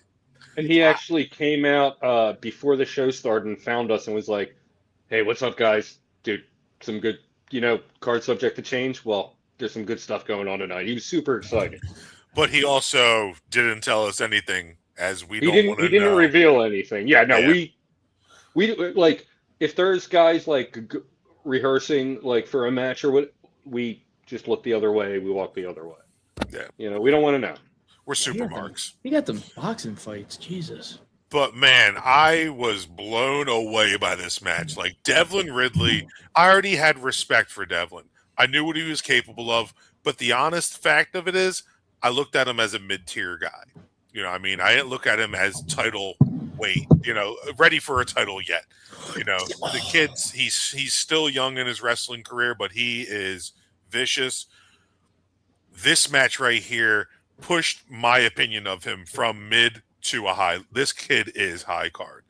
I cannot believe there were so many times in this match where I was like, oh my God, is Devlin actually going to get the 3 count? He's already got like multiple 2s. Like he's really giving Face a run for his money. Like, holy shit. And he didn't let up at all. Even though Face tried to slow the pace down, Devlin just kept it going. Yeah. And this was a clean fight too. No weapons, no nothing like that. Right. That's the very first. Unlike Hybrid. Yeah. That's the first. And I was truly blown away by Devlin Ridley in this match. And like I said, this match right here pushed him into a new bracketing in my perspective. I know that means little because it's just one person, but like for how I view him going forward, I will look at him as a contender, as somebody who should be going for the SPO title, the PWU title, the Skywalker, etc. All of them. Like this guy is capable of that. Full disclosure, I ran into Mike Hamilton Sr. later in the night, and he had nothing but great things to say about Devlin Ridley and his ability. Oh man, this match not that it was I was expecting to have my mind blown or anything, but I got to be out in the arena during the match. And God, I was next to BJ, and just the whole time, like, this match was he and put up, like, dude, like that whole sequence right there. Like Devlin Ridley, people put him on notice. Like, give him the attention he deserves. This guy is like, he's got it. This performance reminds me a lot of when the first time we saw Flying Ryan at Harrah's against Jordan Oliver, right? You know, like all of a sudden you just see the game step up. And we hadn't seen Flying Ryan before that in last April. Yeah. We hadn't seen him before that, but all of a sudden it's like, all right, now I see his name, I'm paying attention. Yeah. You know, anybody, if this was your first time seeing Devin Ridley, wow, did you get a showing? That cutter was beautiful. Yeah. I got to give Devlin so much flowers. Golden flowers, actually. Because I will say this, he told me like how dangerous is Feral Face. I'm like, he's very dangerous. But you know what? He put up a really good fight with Feral Face. Oh, absolutely. He did, but so Sam, let me ask you this question. As somebody who has been in the ring with the Feral Face, why do you think no weapons were used in this? Because that is a good question. I believe it might be because that, you know, probably Devlin doesn't is not a person. Doesn't matter. We know Faces, and Face is the champion who's contending the match. Yeah, so, no, but I'm saying your match wasn't a straight off 1-on-1. Speaking about that, after the match, Reaper confronts Face with a chair. Mother Endless sneaks to the opposite side and enters, then unloads on Face with her purple kendo stick. This has little effect, and Face blocks his swing and holds on to the kendo. He turns his attention back to Reaper, who enters and lands a chair shot across Face's back. Or no. He turns his back, not his attention. He turns his back to Reaper, who enters and lands a chair shot across Face's back. At this point, the ref calls for the bell, and we have an impromptu hybrid championship handicap match between challengers Sam Reaper and Mother Endless versus champion Feral Face. Reaper unloads with more chair shots to Face until Face punches the chair out of Reaper's hand and delivers a German suplex. Face grabs a chair from outside and delivers multiple chair shots to Reaper. Face sets Reaper up for a pile driver. But Reaper is able to escape after Mother jumps on Face's back. Face snapmares Mother, then Mother attempts a guillotine choke, and Reaper attempts a roll-up for a 2 count. Moments later, Face turns his back on Reaper to stalk Mother in the corner, and Reaper hits a back suplex. Reaper hits a waistland slam, and Mother hits an assisted splash. They cover for a 2. Moments later, Face hits pile drivers on each Reaper and Mother and stacks them up for the 3 count. Feral Face retains the Hybrid World Championship against Sam Reaper and Mother Endless. After the match, Face helps Mother to her feet, only to kiss her. Lucky. So, this stands to something because I noticed it when they were announcing the match after the ref went for call for the bell to ring. Was that Skills was just holding the belt up like, all right, yeah, let's make this for the championship. Like, and that goes back to what he said in his interview. Like, they're willing to face everybody that wants, they want big time challengers, but at the same time, like, hey, you and Mother, Sam, came out talking their language. Yeah. Like, honestly, again, I thought I would still get it, but it's hard. I keep trying, but he still has a way of victory without any distractions or anything like that.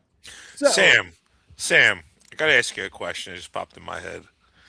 How does it feel knowing that the Feral Face is going to be your father? Your stepfather. Your stepdad. Stepdad Endless. I don't want to talk about it. Or the feral mother. The feral mother. Jesus Christ. Christ. My God. All right, but so I have Well, a legit question here. A legit question for you, Sam. What made you guys pick this moment? Because I've been wanting this for a while. And here's the thing, knowing the Hamiltons, they've been seeing it and they've been watching me, like, you know, trying to fight with Errol Face again for a rematch. And this was, and here's the thing though, people like whoever is like booking me, they keep on not letting me have this match with Errol Face again. But then when, you know, Hamilton saw this, they were like, you know, if you want to try to do this, you better start fighting. And so I came up with the chair because, you know, he did attack me with the chair shots a lot. And so I try to go for the advantage to, you know, use the chair shots for the advantage, but, you know, that didn't work as planned. And, you know, me and Mother thought that we would use our duo finisher, which it was the Wicked Wasteland. The Wasteland into the assisted splash. Yeah, but it's called the Vader Bomb. But yeah, no, we were gonna use the Wicked Wasteland, and that didn't get him. And you know, it still didn't. It's still a lot. So is this rivalry over? I didn't say it was over. Well, I wasn't sure. You know, this is now the second time that the Feral Face has beaten you, or Wrath of the Wicked, you representing your family. I figured, you know, that would be, you know, all right, let's move on to the next thing. Well, I was gonna say, like, if Feral Face still wants, like, you know, wants to face me again, I'm be happy to face him more. You really want to take him back on? I think it's more so he'll take on anyone. It's just a matter of who steps up in the moment. Yep. What do you think? Third time's a charm? Calm down, Sam Foley. I'm already liking Sam Reaper, but I will give him and Mother great respect. Thank you. Okay. I mean, as I was gonna say, as Pete would say, since he edited it on one of the triple threats, it was match of the night for him.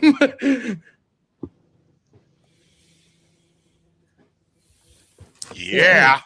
But anyways,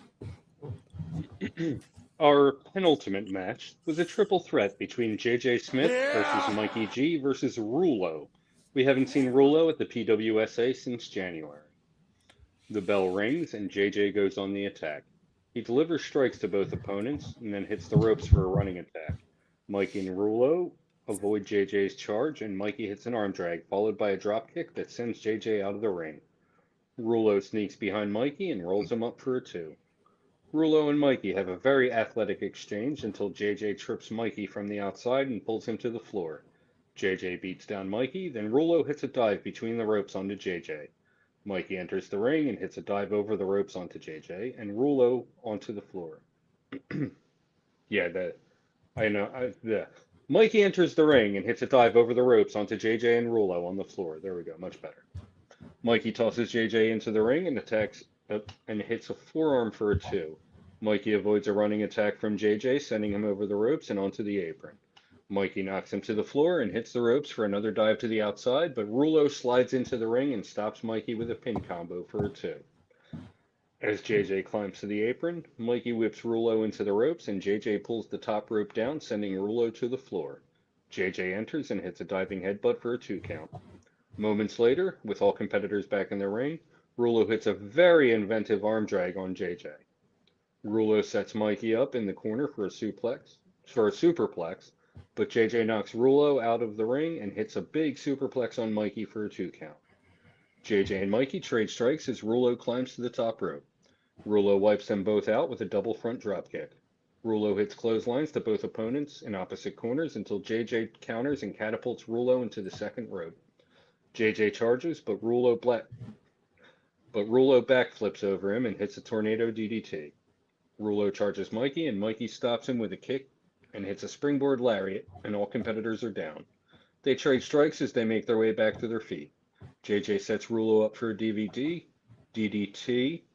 but Mikey hits a flying knee on JJ, sending both opponents down. Mikey covers JJ for a 2, then Rulo for a 2. Rulo hits an enziguri on Mikey, sending him out of the ring, then JJ attempts a roll-up on Rulo for a 2. JJ and Rulo grapple back and forth until JJ rakes his eyes. JJ hits a pedigree on Rulo and covers, but the count is interrupted by a swanton from Mikey. Rulo evades a motion cutter from Mikey, but couldn't avoid his second attempt. Mikey covers, but JJ pulls him out of the ring. Moments later, Rulo clotheslines JJ out of the ring, and Mikey rolls up Rulo for a 2. Rulo hits a strike combo on Mikey, and then a Falcon Arrow for a 2. Mikey hits a stomp and covers Rulo, but JJ breaks up the pin with a top rope headbutt. JJ covers Mikey for the 3 count. JJ Smith defeats Rulo and Mikey G by pinfall. Boo! Of course, Jay. I don't want that Ed Sheeran looking mofo winning these matches. He should just go back to Star Wars. You got a problem with gingers?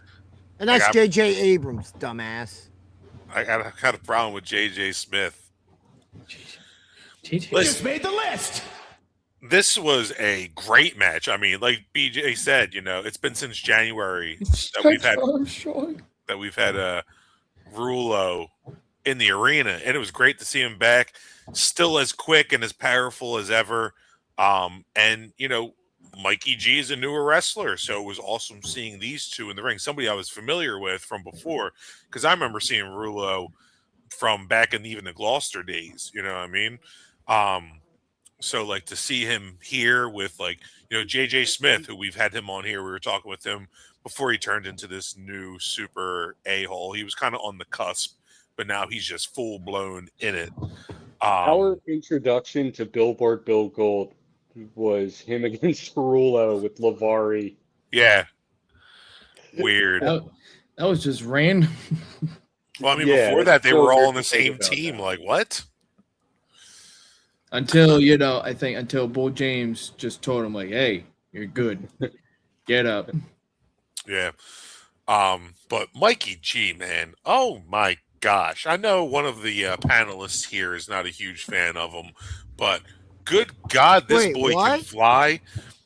I said one of the panelists here is not a big fan of him. I don't know what you're yeah, it's you, Pete. You're not a fan of him. What are you talking about? I always talk him up. Get out of here. You know what you did.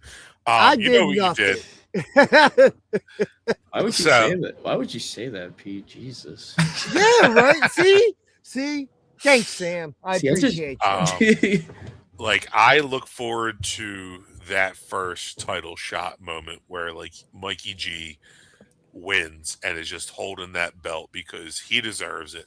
This kid is what belt? That's a good question. I wish we had something that was the equivalent of like an intercontinental title. Like so I feel like he would be a great, like a mid-card title. Yeah, I feel like he would definitely get that in a heartbeat. Do I see him beat Declan Grant? No. Do I see him beat? Damn! I was gonna say Declan Grant, Silver Skywalker's title. Yeah, no, he's not beating Grant. Grant's got years of just griminess on Mikey. He's not beating Tommy Grayson. That ain't happening. Tarzan, that could be a good match. But Mikey, I don't think Mikey's ready to, or he's not there yet. He's not there to be the world traveling Silver Skywalker champion. I don't think they ever made a midterm title. I know that because it's like very hard to like find someone to have a midterm title. Yeah, but like there's traveling Skywalker championship. That's what we were just talking about. You called it the traveling silver. We literally just had it. I call it the world traveling Silver Skywalker Championship. Or the it's had all 7 of those names before. I was gonna say, isn't that now called a gold Skywalker title? No, the gold Skywalker title was originally, or is the Trent Acid Legacy Championship that Joey Janela won Rick Effin Blade for. We haven't seen since. And then Joey Janela's got a belt. That's right. At We haven't Harris. seen Joey Janela coming down to SPO or PW to like show that title. He off. didn't even bring the belt to Vegas. Yeah. Like if he's not going to defend it, can he at least return it to our building? Yeah. So Like that somebody Rick like Blade was repping that belt with pride, I think man. the 60-day rule has expired. Yeah. That's April. Or no, even before that. January. Yeah, that It was was January January. 31st. I was gonna say, Ginger, since you work there, you better talk to someone about that. Hey, how about you? We don't want him. We just want our belt. How about you bug for a championship match for it, Sam? Right? There you go. Get that gold. Here's the thing. That's if the bookers make it happen. I will do it if the bookers make it happen. Well, stay on their ass. Yeah. Get on the gram. Walk Get up on with the the gram. Start contract DMing. ready to be signed. Like start Declan a did? campaign. Start a campaign on Yeah. Instagram, on your social medias. You're a squirter of souls. You gotta know plenty of lawyers in hell. I'll probably talk. I'll talk about it. Or you know what? Dude, you got Johnny Cochran. Like, come on. Cock?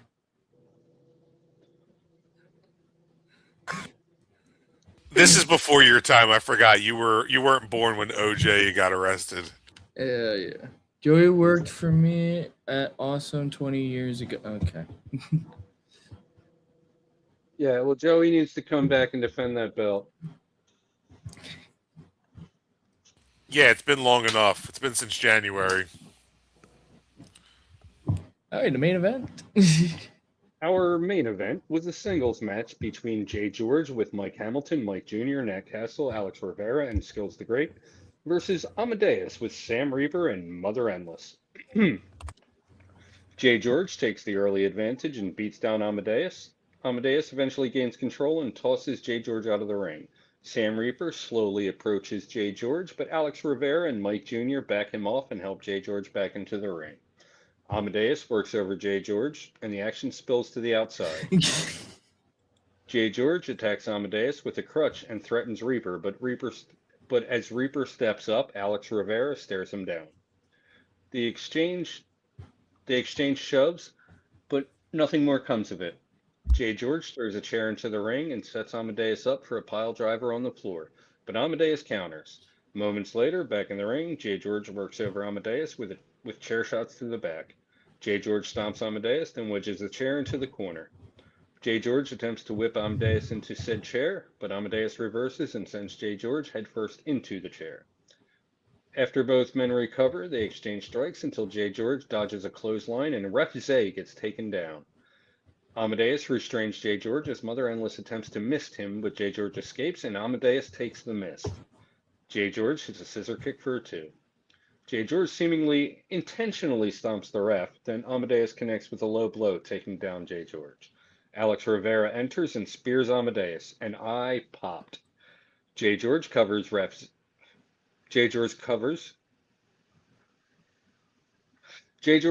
and Ref Zay is unconscious, so Jay George uses Ref Zay's arm to count to 3. The bell doesn't ring. Crooked Craig comes out to ringside to explain to Jay George that his pin didn't count. Craig hauls off Zay's corpse, and Jay George sets Amadeus up for a pile driver on a chair, but Reaper makes the save with a clothesline. Amadeus hits a knee strike with his brace on Jay George and covers. Crooked Craig rushes back for the count, but Mike Jr. pulls him out of the ring. Jay George takes down a distracted Amadeus and picks him up as Nat Castle enters. Jay George restrains Amadeus as Castle throws the orange spice, but Amadeus escapes and Jay George gets spiced. Mother and Castle brawl out of the ring. As the brawl breaks out, Mother and Castle brawl out of the ring. As a brawl breaks out outside of the ring, that was weird writing. Castle climbs to the middle rope and hits a splash, taking out everyone. Moments later, Amadeus and Jay George make their way back to the ring and exchange strikes. Jay George hits a low blow, and Amadeus' wife, Nicole, makes her way to ringside. Jay George turns his attention to her long enough for Amadeus to recover and hit a spine buster for the 3 count. And that's where the night ended. Yep. I mean, that's not exactly where the night ended, but nothing else happened after that. This Pete, do you want to explain how the night ended? Hold on. That was it. BJ summarized it perfectly. Oh my god! That did not happen. I didn't see anything. As Amadeus celebrates in the ring with Nicole, Sam Reaper, and Mother Endless, the hybrid crew enters the ring and attacks and destroys everyone. Face abducts Caleb Wolf from commentary and throws him to the ring. Wolf gets destroyed. Devlin Ridley, Italian Tank, and Billboard Bill Gold come to the ring one by one and all get destroyed. Phil Stamper comes to the ring and he gets destroyed. Hybrid stands tall. Yeah, while we talk, I'm just going to let the footage play. Yeah. There's Nat Castle's her sweet ass time to dive.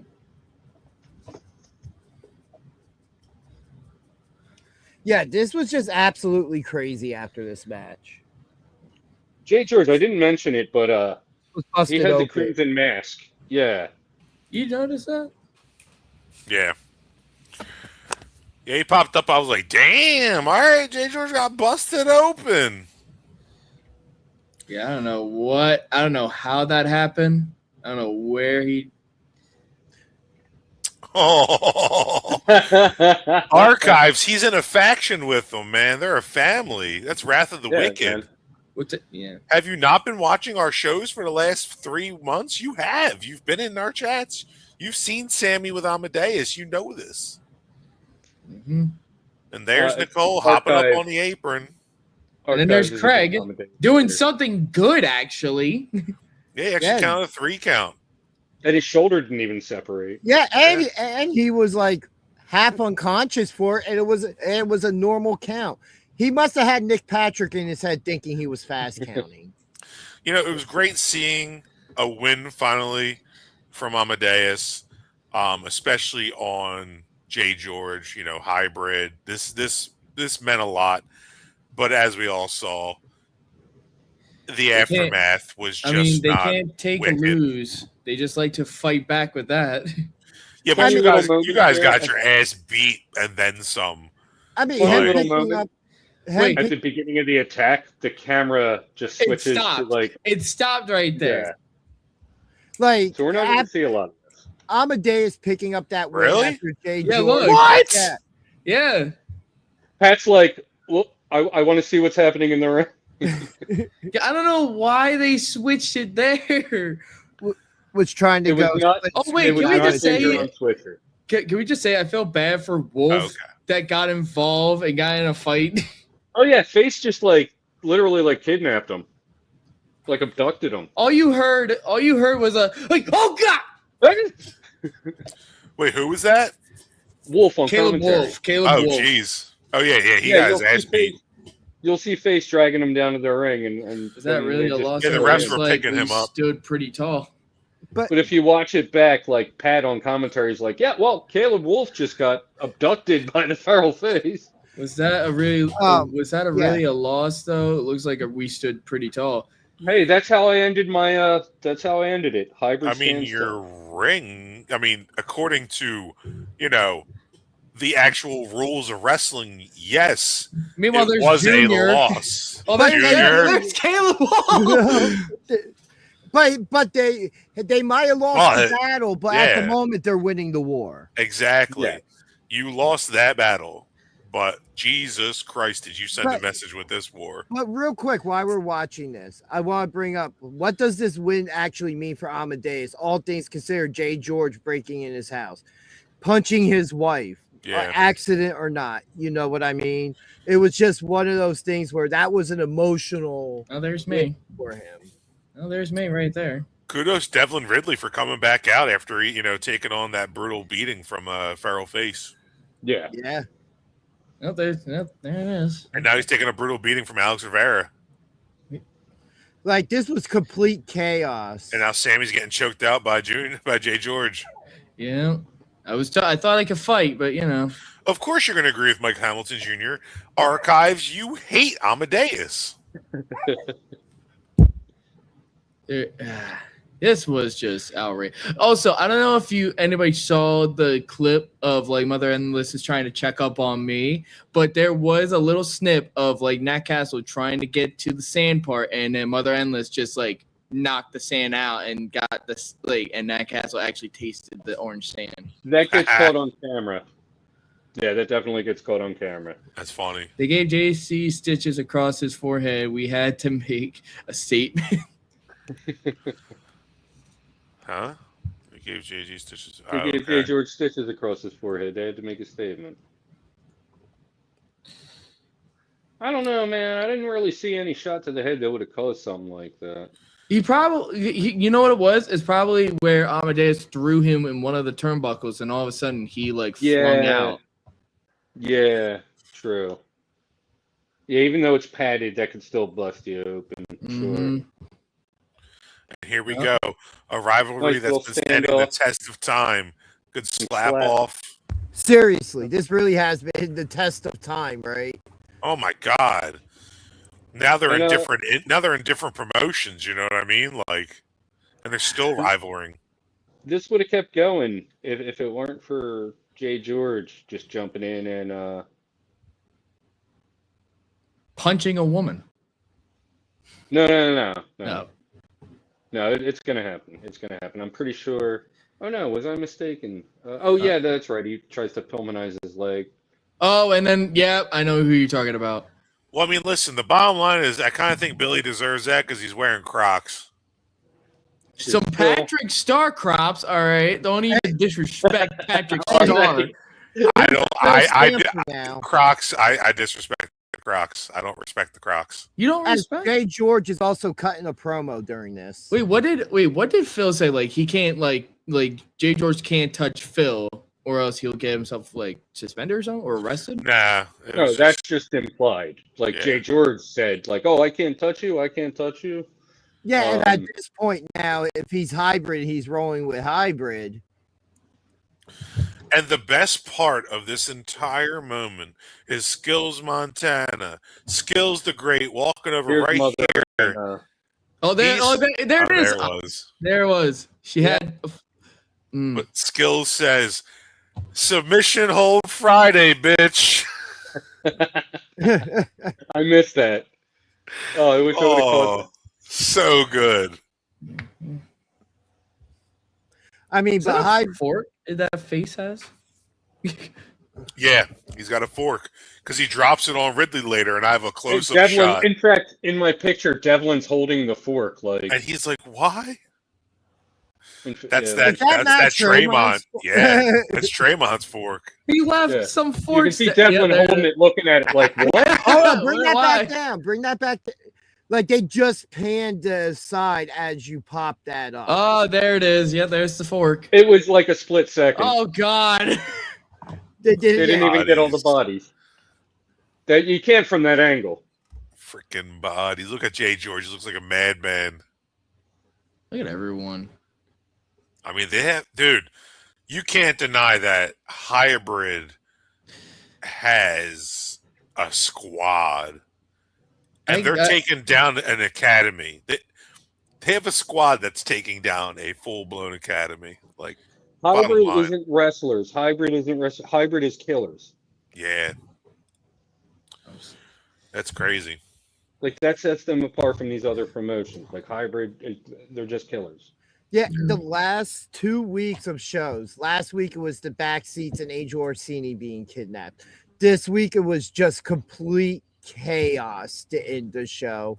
And let alone that Hybrid pretty much dominated this entire show, regardless of winning that main event or not. You turn around and look at that. They won the majority of matches. Did I mention that made Draymond work for me? Okay. Who also that worked for you? What's going on? I mean, let's be honest.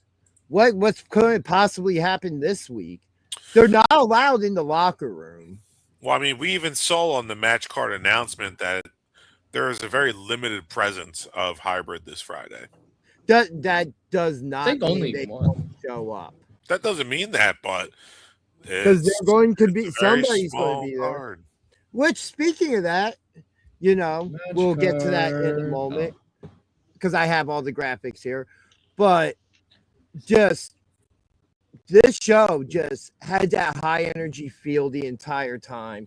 And for that energy and all that emotion seemed like it was sucked out the building with that ending that was just like, oh, wow, what did we just witness? After having that. A list, do you say? You just made the list. That's to you, Sammy.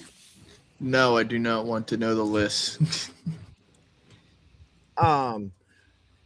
It's very interesting to see what's going to happen this week. Yeah, because I'll be watching back on the highlight video or the live feed because I won't be there in attendance Friday, but I will be at Mawa. Yeah, well, and then we'll be talking about that as well. But hypothetical. You're hypothetical. It's announced tomorrow that Mawa's rained out.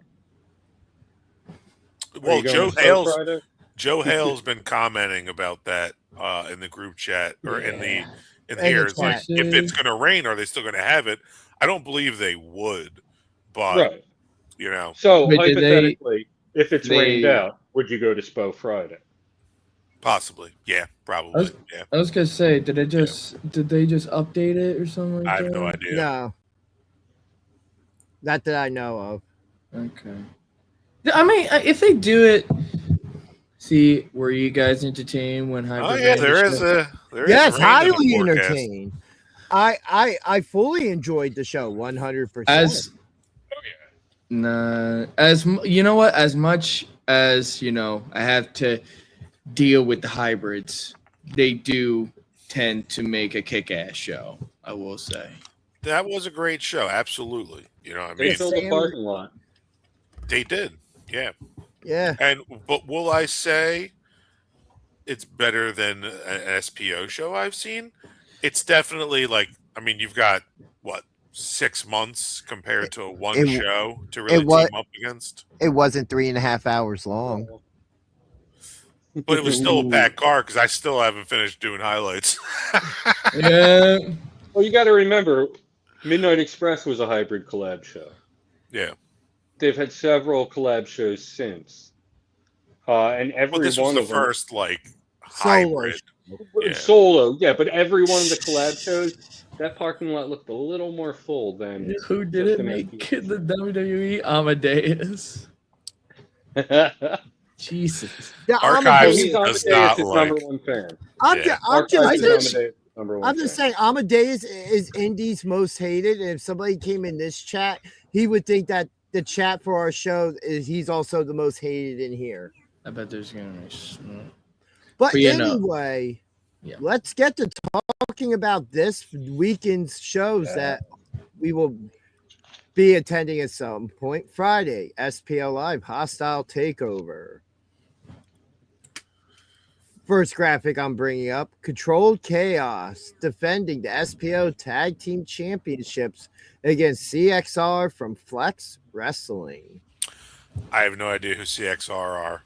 Well, now you're going to know sooner or later. Nope, you're stepping into the SPO. You're stepping into Pro Wrestling Star Academy. You're on a SPO Live event. Guess what? Control Chaos all the way, baby. I mean, I'm with it. Mm-hmm. Colt Allen, who I think we've seen before, takes on Jay George. So Hybrid will be at this show. Let's not act like. I love that picture of Jay George. He looks rabid. He just looks rabid. I don't know who Colt Allen is. I think we saw him a couple weeks ago. Yeah, it's light work for Jay George. And then we have Don Freeze defending the X-Site International Championship against Hybrid's Alex Rivera. Well, we're definitely match of the night. Already saying match of the night. I was gonna say, now we're seeing a mid championship title time. Holy shit, though! I mean, Alex Rivera versus Don Freeze for a title. Oof. This one's tough to think of who could possibly win in this one. And with Hybrid there, you never know what's going to happen. We got just a drastic clash of styles with that one. Billboard Billy Gold taking on Grizzly Olsen, who we've seen before. Well, thus far, from seeing the card, it seems like it's a flex takeover. Seems like it. The last 4 matches are like all flex people wrestling. And I'm not familiar with flex wrestling, but this guy looks big. 1, 2. Grizzly Olsen we've seen in a fatal 4-way match against Sam Adams, JJ Smith, and blanking on, I think it was Mikey, but I'm blanking on that last participant. Okay. He was the guy, he would like creep up behind someone, and as soon as they turned around and looked at me, he'd be like, "Oh no, I wasn't trying to attack you." Yeah. That was his whole shtick. You would have remembered if you saw the match. Yeah. And we then watch a lot of wrestling. All Money is Legal taking Round on 2. Skull and Bones in round 2. Before I saw who posted that, I thought it was hybrid, and that would have been even funnier. But it's funny still with archives saying it. Hey, don't make them switch. Flex Wrestling is a company from New York. Okay. Oh, that makes more sense. I mean, listen, I'm still not sold on All Money is Legal. I wasn't there the Friday that they were there. So I do have a correction real quick. Bufa's partner. This is another different incarnation of the tag team Bufa had in the CZW days.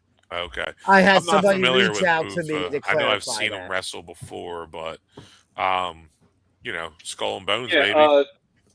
according to the Hamiltons, I believe in chat when we were talking about it, D-Vibe is fairly new to the business, but this is a tag team with some history that Boof is just continuing with different partners.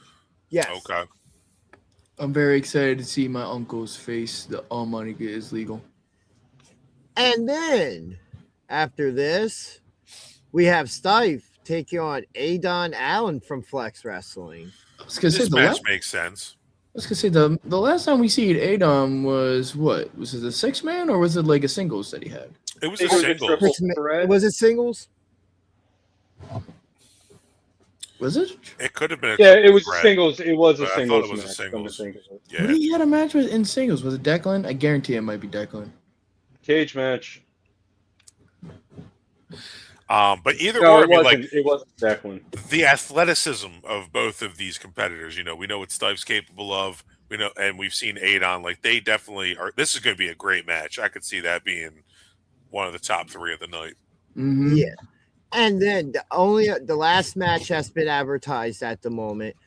PWU champion Pat Dynamite and Allison Red taking on Wrath of the Wicked, Sam Reaper and Mother Endless. Mm-hmm. Ew. Who wants to see those two together? Who, Pat and Allison? I don't know. There's some mark out there that'll enjoy that's it. not who I'm talking about. No, I think I know what you're talking. I think are you talking smack about Pat Dynamite now? Wow. Yeah, seriously. Do you want to catch another Red 9? I mean, it makes sense why he's teamed up with Allison Red, because he does do the clothesline, in which I took in one of our old punishments from Pat Dynamite. It's called the Red 9, so it makes sense why he would team up with Allison.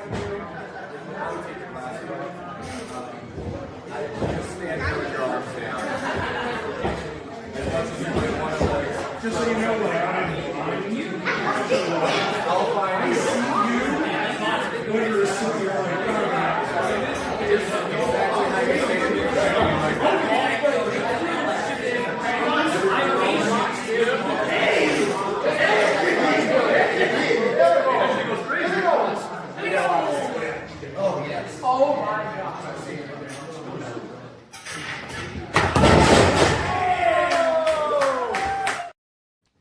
I just love right before he does it, he asks where Billy is, and you hear me call his name, and then you hear Sam going, "Oh my God."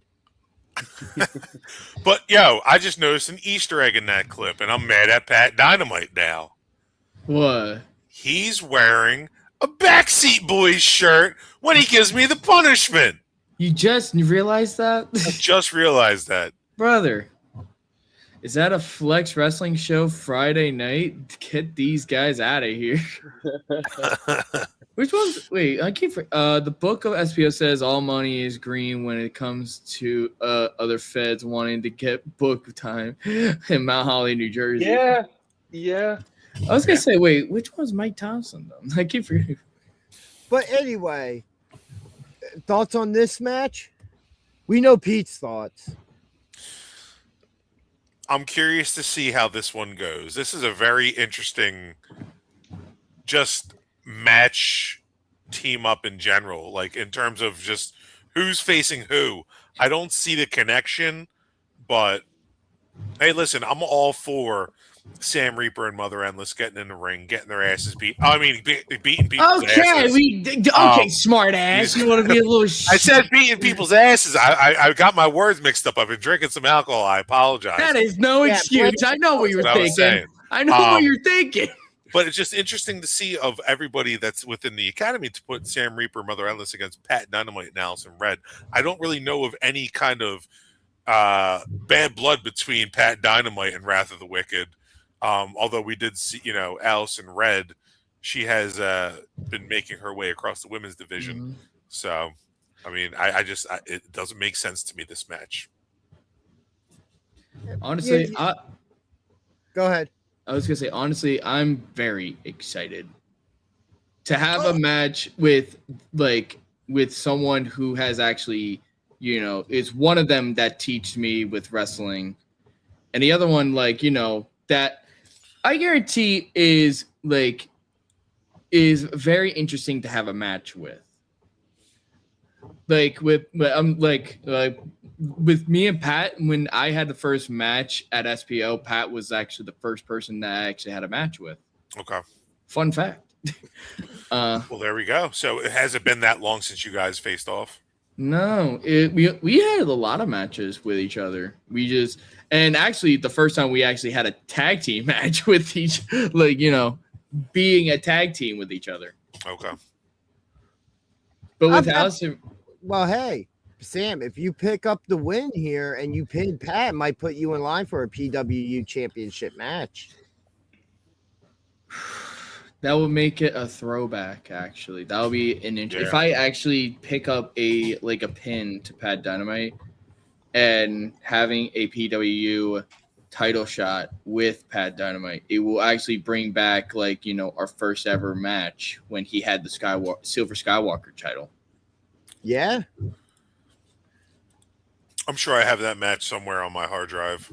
But this is a show where I really don't know fully what to expect, so I'm kind of looking forward to it because I like the shows where I don't know exactly what I'm going to get. Yeah. Mm-hmm. Especially coming off of the last couple weeks. Been some really good shows. On that, man. Yeah. And then let's talk about Saturday, shall we? Yep. If it happens. Yeah, right now I do see rain in the forecast. So do I. Yeah. It's gonna be. Let me just double check. Speaking of rain, I'll be right back. It's gonna be like an 85%. All right, but anyway, go ahead. Go. But yeah, Samuel Fawzi taking on Tyler Sky. That should be an interesting match, I think. I feel like that's a dream match that everybody wants to see.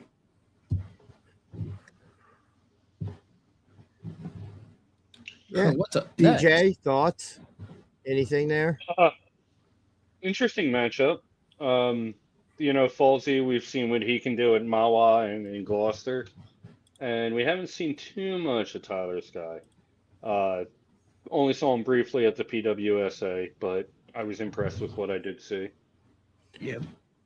And then another match, which we can get our part-time panelists now on the show, I guess, because I feel like Sam's on every week at some point now, is where Sam Reaper takes on former tag team partner, the Enterprise Stife.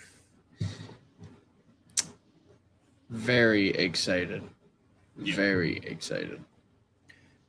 So why turn on him after losing the tag team titles at the last show? I don't think we ever asked you about that. So You want an actual answer? no, I just asked the question to waste my breath. No, I think you wanted an answer of this. The reason why is just because, again, I'm getting sick and tired of being the person on the sideline and has to pick up his mess and always wants to be a show off in that ring. And I don't know if you noticed, he was being a show off to Vinny the Fixer, and he got dog water and tried to tag me, trying to make me clean up his mess. So that's the one thing I'm getting annoyed at. Copyright. Yeah, that's over 3 seconds. That's over 3 seconds. Cut it. But yeah, I'm basically and you're muted. You're muted, Ginger. Well, I was just saying I muted him and took his talking privileges away. Yeah. But I basically was just getting sick and tired of being the sideline and, trying to do my best to fight. But, after when he gave me the super kick, it was the last straw. It kicked something into his head that made him have to, kick him in the balls. So Archives asked a good question. When did you become the Speed Demon? I'm just gonna say shout out to Johnny Cashmere, because he is the one that named me the Speed Demon. Well, there you go. That's what we provide here, Archives. Answers.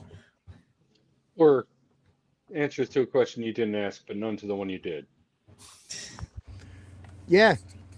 Our next match, Fatal 4-Way match, Boom Harden, Pedro Pablo, Death Cult, and Alex Rivera. People we are all very familiar with around the Pro Wrestling Star Academy. There's your answer there, Junior. He's right there. Well, here's the thing, though. Here is the thing. Is this Alex Rivera's Mawa debut? I do believe so, yes. This will be Death Cult and Alex Rivera's. Well, here's the thing.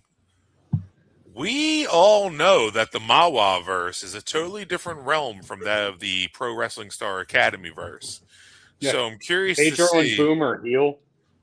Yeah, Pedro, Boomer, heel. Death Cult, I'm assuming. So is this going to be a straight heel match, or do we get a face Alex Rivera in the Mawa verse? We'll just have to see. Yeah. This multiverse is just getting ridiculous now. I know. Either way, he's got my support. But assuming that this show happens Saturday, do I bust out a piece of memorabilia which has been in my closet for a long time? I think you have to in this case.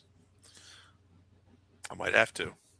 Alex can do what he wants. His talent shows himself. Best answer right there. That is a great answer. Next, High Fashion taking on Connor Schaefer and Damon Dante. Okay, who's this edgelord? Who is this Timu Sam Reaper? I was about to ask. I was legit about to ask. Like Sam, do you have a brother? No. An emo? Like, is that you in your emo wig? No. Damon Dante is actually Sam Reaper. Okay. No. It's like Dr. Jekyll and Mr. Hyde. Yeah. Imagine that. A match with me and, what was it, Damon Dante? Yeah, Battle of the Skulls.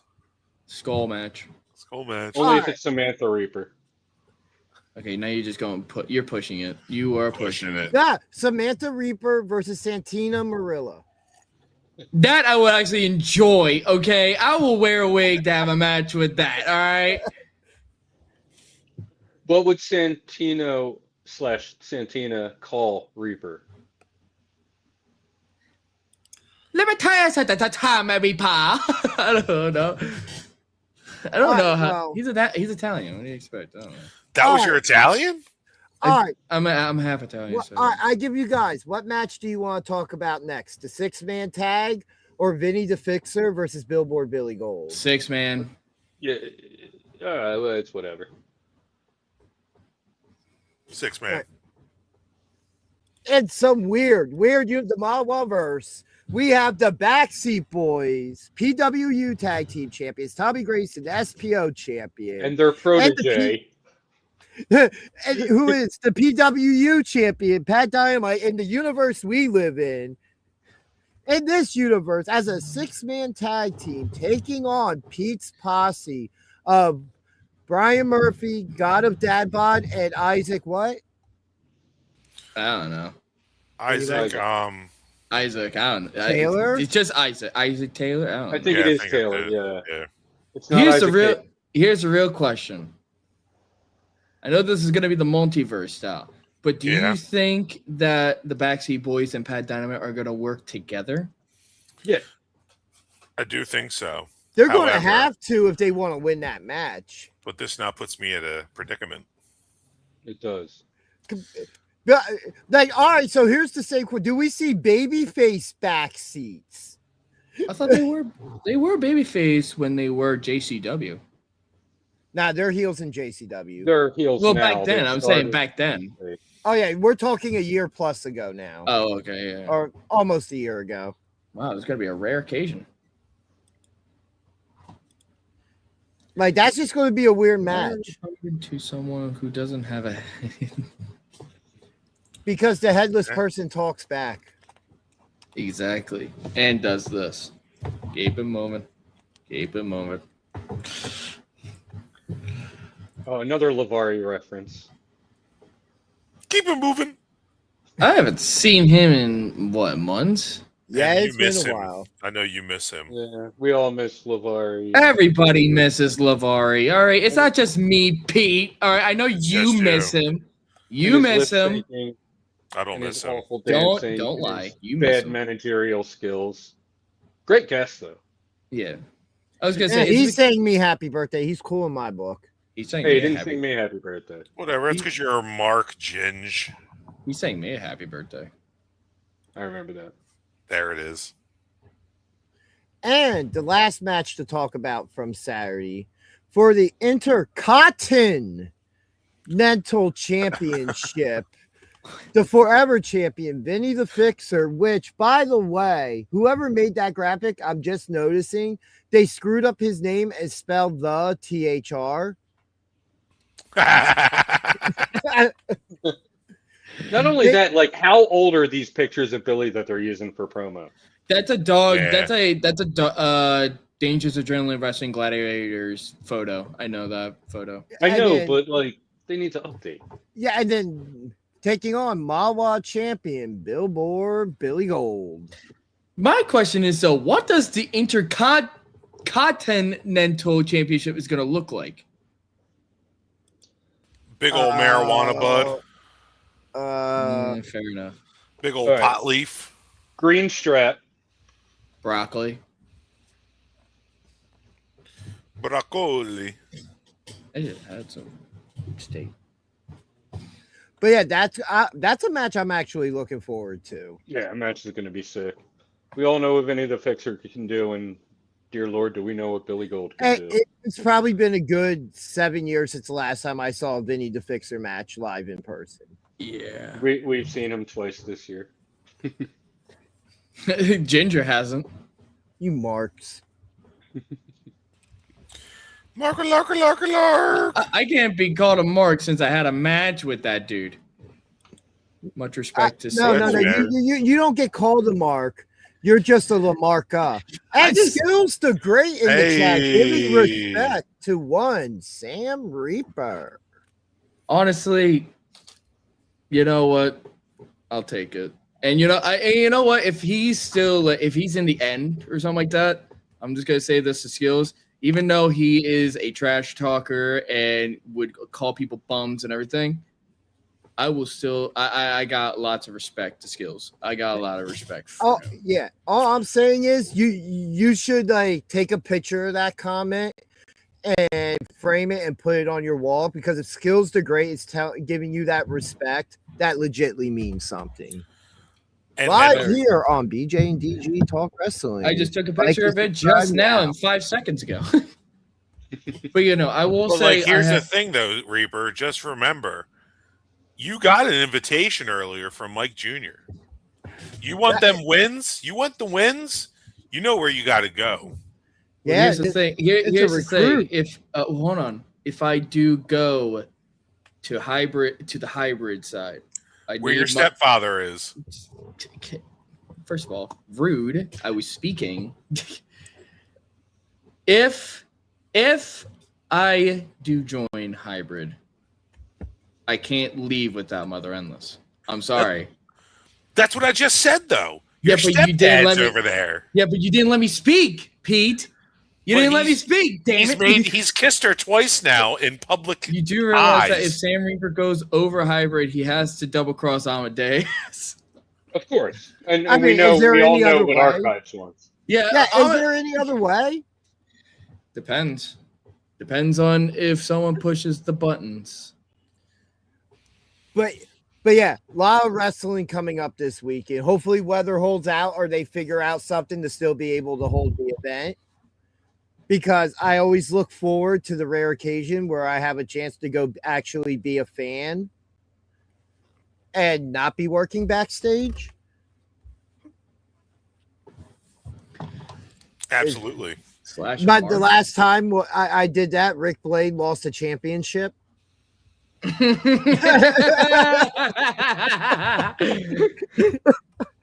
sorry, Rick.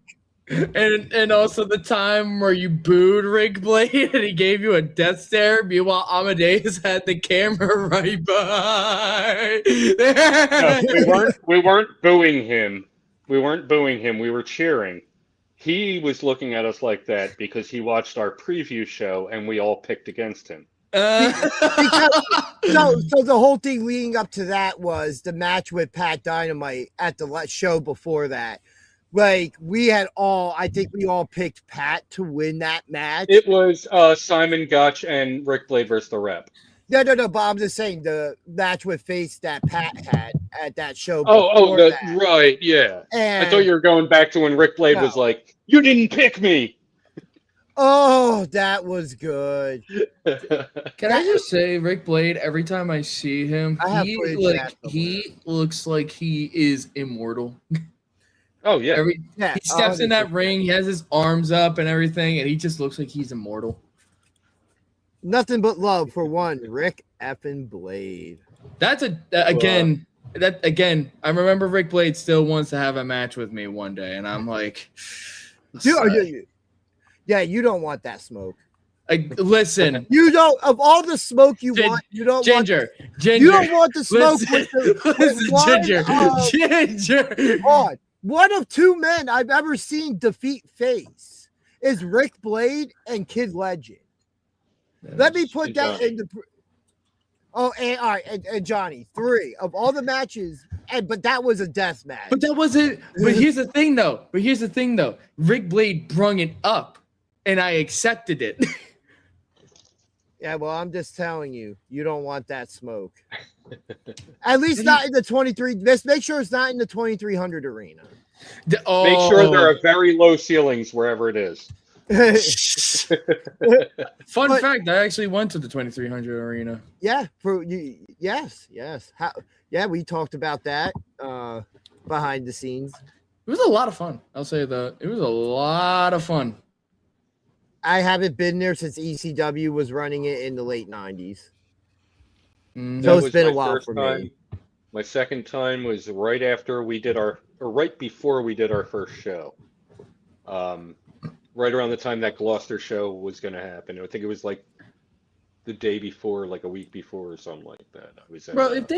If they ever did a PW or SPO 2300 arena show, I would have a happy day for that, because that would be like a dream.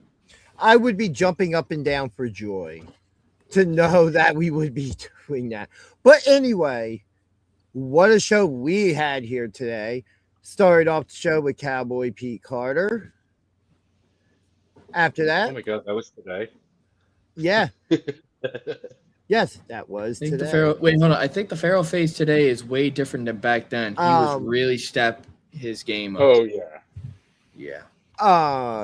Stick around. Next week we'll have a bit of a busy schedule here on the channel. As long as Mawa happens this Saturday, there will be a Mawa Wednesday show. So hopefully so I can kick Stice's ass. So stay tuned for that.